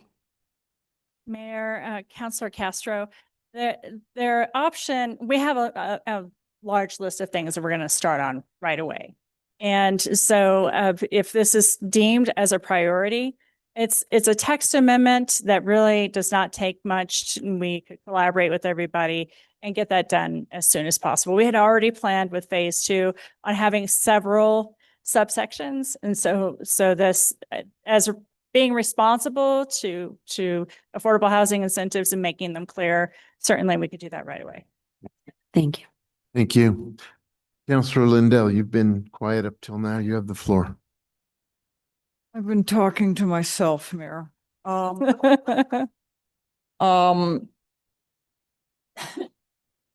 Yes. Now, we're not ready to fix this tonight. And I don't know how we exclude it out, but we can stay here till 2 or 3 in the morning and continue to hash on this. It's clear enough that it deserves attention. It's been brought to our attention by Councilor Garcia. Other people have opinions on it, and strong opinions. And for us to try to sit and write amendments at this point in time and get this to everyone's satisfaction, I think that that's way too steep a slope, and I think there's too much pressure on it. And I don't think that it comes to us so we have a chance to read it and study it and really see how it fits in. I don't think this is a good idea to try to do this on the fly. It's a lot of work, and it deserves attention. So how do we? Go on. Go ahead, Mayor. You have the floor. go ahead. Mike, Councilor Garcia raised his hand. I was just asking him to wait 1 sec. If you're not finished, keep going. You're finished? Done. Okay. I'm sorry to interrupt you, Councilor Lindell. Councilor Garcia, go ahead. Thank you, Mr. Mayor. I think to the point of the city attorney, this would go in on page 458, section F, under item 1, there would be a new item 3 stating Councilor Castro's language. That would be the new item 3, essentially stating that to qualify for this enhanced affordability incentives, you cannot pay the fee in lieu of. Sorry, and I do understand Councilor that that Castro. was it by language. That is the intent. So this is a collaborative amendment. I think we have all up here at the dais want clarity that you are not able to pay the fee and still get incentives. That is what we're hoping for. Councilor Chavez. And we all know what the amendment is. We've been discussing it for over an hour. So it's not in writing. I get that. But like we have been, as you all have witnessed, been discussing this amendment for over an hour now. So like we all know what we're talking about.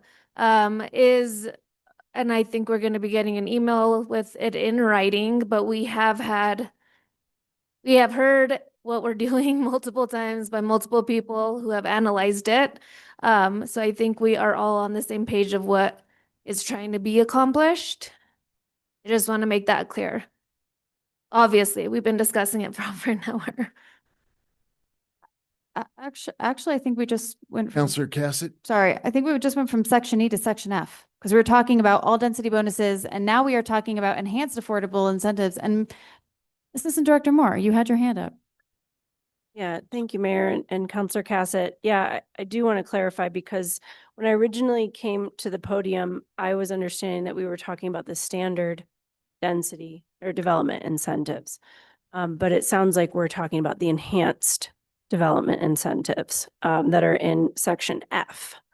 And what that reads and how I believe it does not offer a fee in lieu is that developments that provide enhanced affordability beyond the requirements of section 1472D are eligible for the incentives. There's no fee in lieu there. The language explicitly states that they have to provide affordability. In that, so that is the language that we have now. There is no fee in lieu for the enhanced affordability incentives program.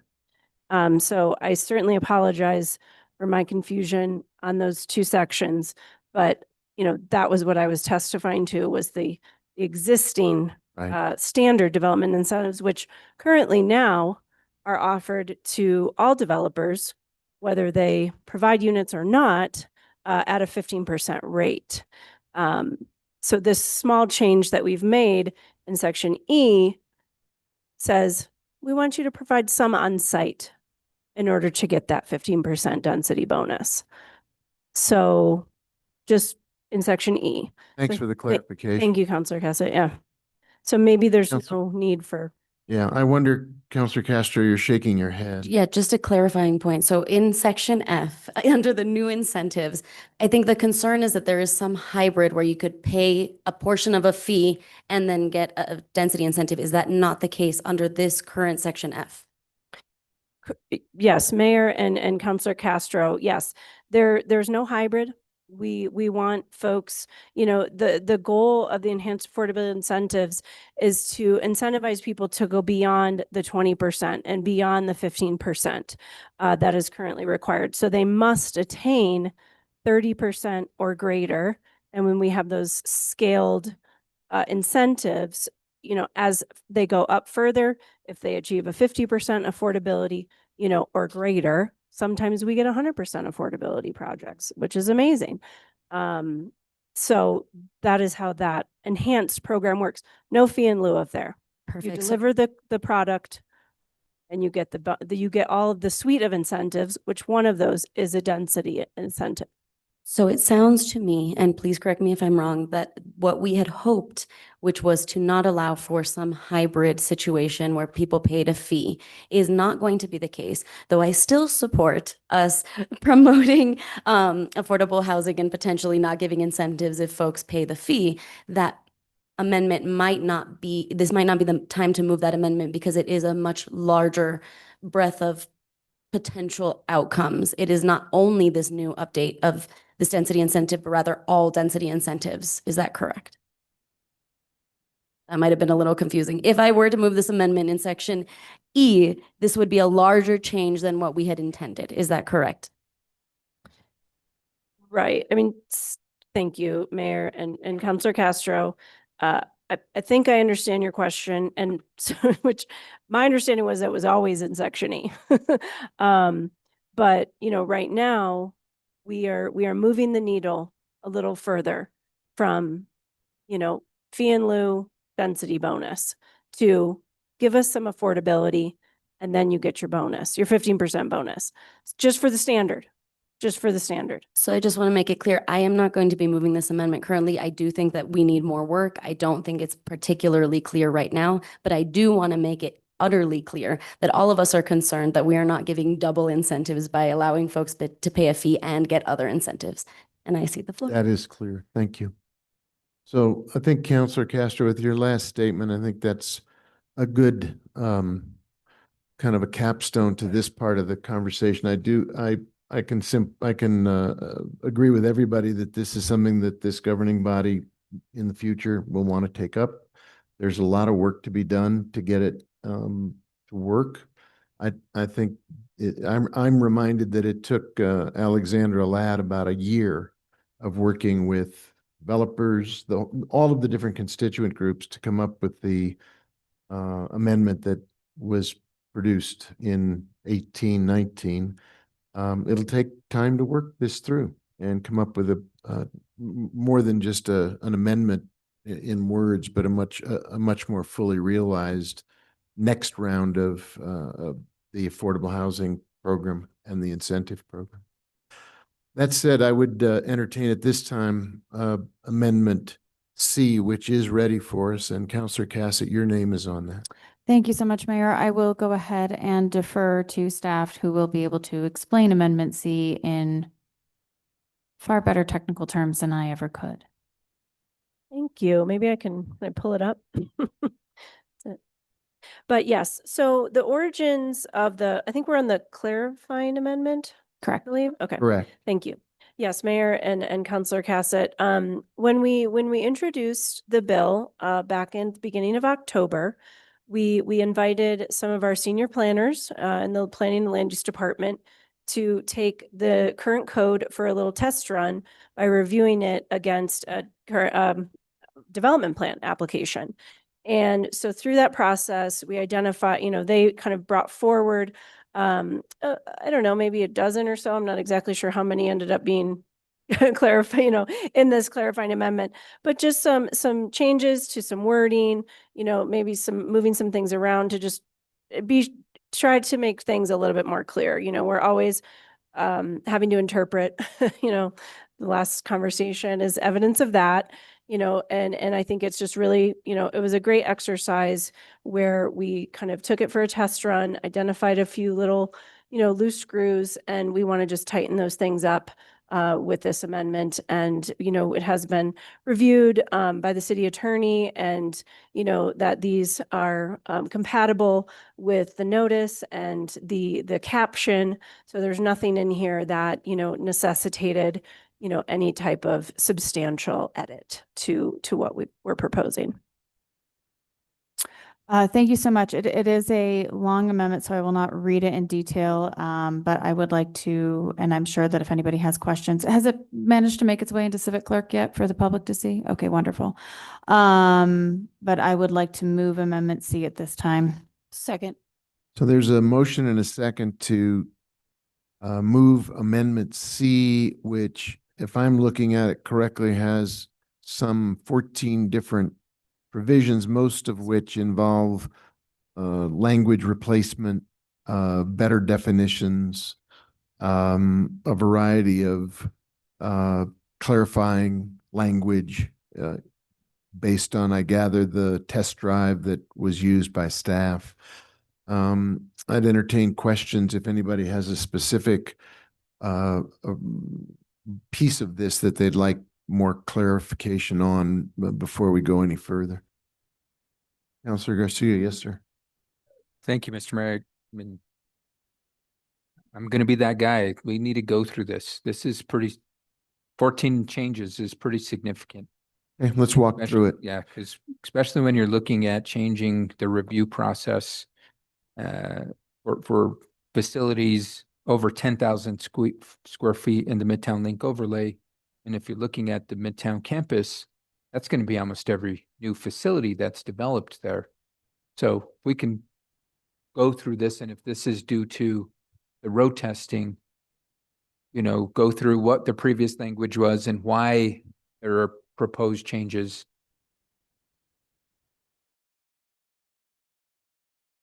As well. Mayor, councilors, staff, I can help with a few, I think. The first three just reorganize those provisions. They were all in part. If you look at 3, we delete the 2 and we put them in the places where they're more logical. So staff realized that they already had provisions that related to these ideas, and they wanted, this was kind of more the synthesizing paragraphs into the places they belonged. So if you look at number 3, it's actually deleting the 2 things that we're placing into the new places in paragraph 1 and 2. So no substantive change there. It's just putting in places where staff thought it was better located. So the intent is to have the same words, same provisions that exist in current code and proposed code, but just in a better section. So that's 1, 2, and 3, if we want to start there. Okay. Number 4 speaks to deleting note 2. Does anybody have a clarifying explanation of deleting note number 2 that reads, projects that comply with standard setbacks do not require development plan approval?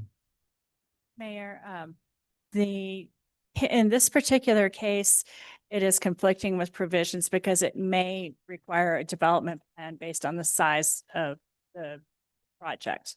And so that's not an automatic, that it does not require development. Okay, so That's inconsistent with the development plan standards. it overstates the exemption. That is correct. And item number 5 says, on page 343 of Exhibit A, section 15-5.2.d, summary of allotted uses, rename the row titled accessory building or structure as accessory uses and structure.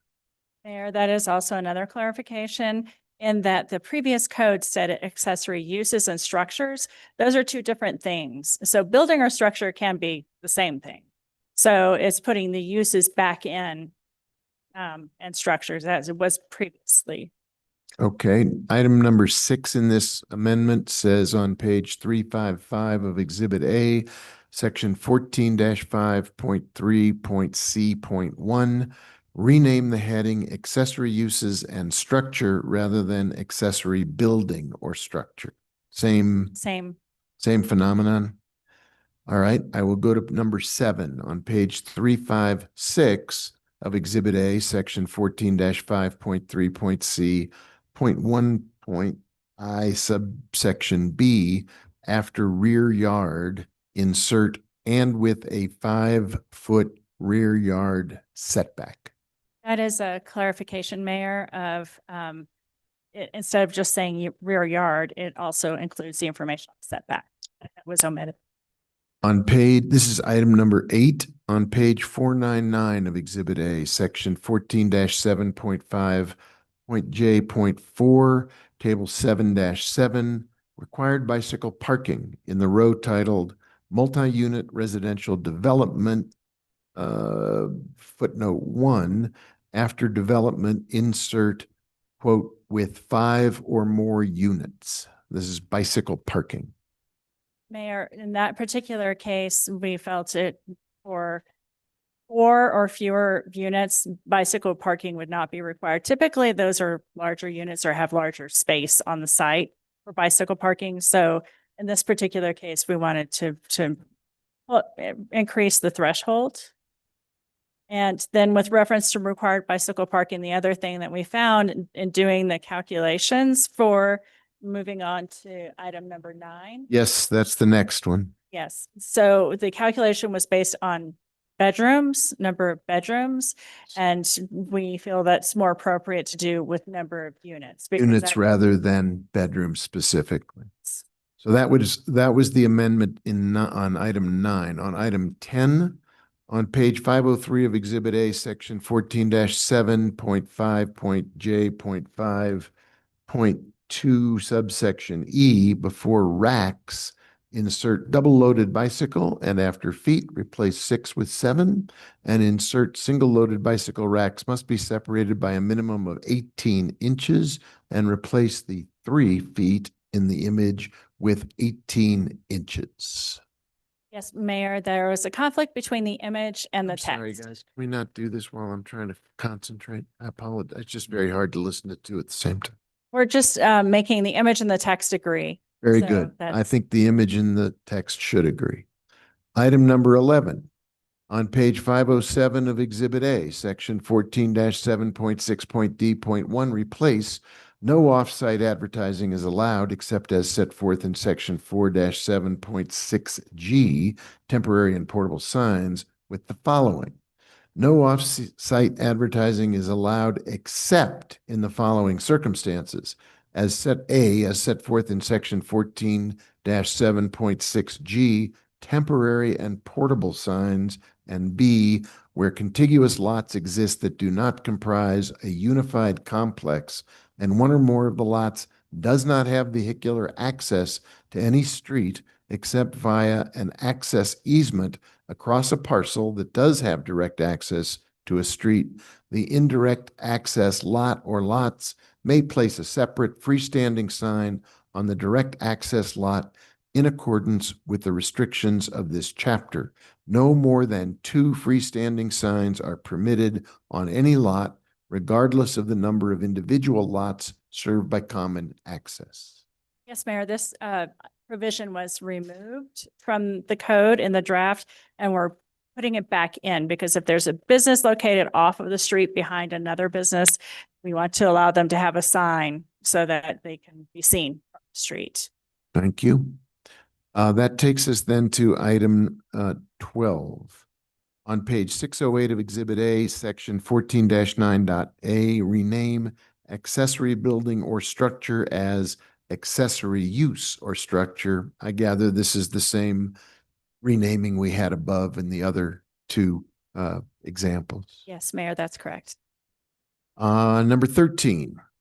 On page 644 of Exhibit A, section 14-9.3E, general definitions under the heading eligible support structure after, quote, communications facility including, unquote, replace the following language: any structure supporting or housing the wireless communications facility or its equipment that has been reviewed, approved, and lawfully constructed in accordance with all requirements of applicable law as of the time it was built when the relevant eligible facilities request is filed. Term includes a structure supporting or housing a wireless communication facility, even if the structure was not built for the sole or primary purpose of providing such support. The term does not include a structure that does not support or house a wireless communications facility at the time of the relevant eligible facilities request is filed, with the following language, and the following language is quite lengthy. I think everyone could read it in the packet, right? Okay, everybody can look at it on their own. And that takes us to item 14, which is the last amendment proposed.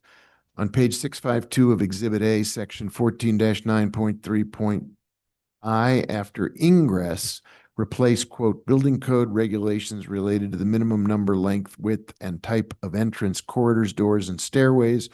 Alternative methods of ingress are often necessary to satisfy those requirements in an existing or historic building or structure with, quote, the entrance of a building, structure, or land. Mayor, yes, that is a clarification. Sometimes historic buildings cannot comply with current code. So that provision is making, the opportunity for compliance in an alternate manner. Beautiful. Okay, we've gone through all 14. Does it prompt questions at this point? No? Yeah, go ahead, Counselor. So just to further clarify, I know that 3 was addressing kind of 1 and 2, but when I'm looking at 3, it doesn't specifically say Midtown Link, because it's in number 2. It's proposing to add additional language that says, and qualifying projects within the Midtown Link overlay district consisting of a new building with a floor area of 30,000 square feet or less.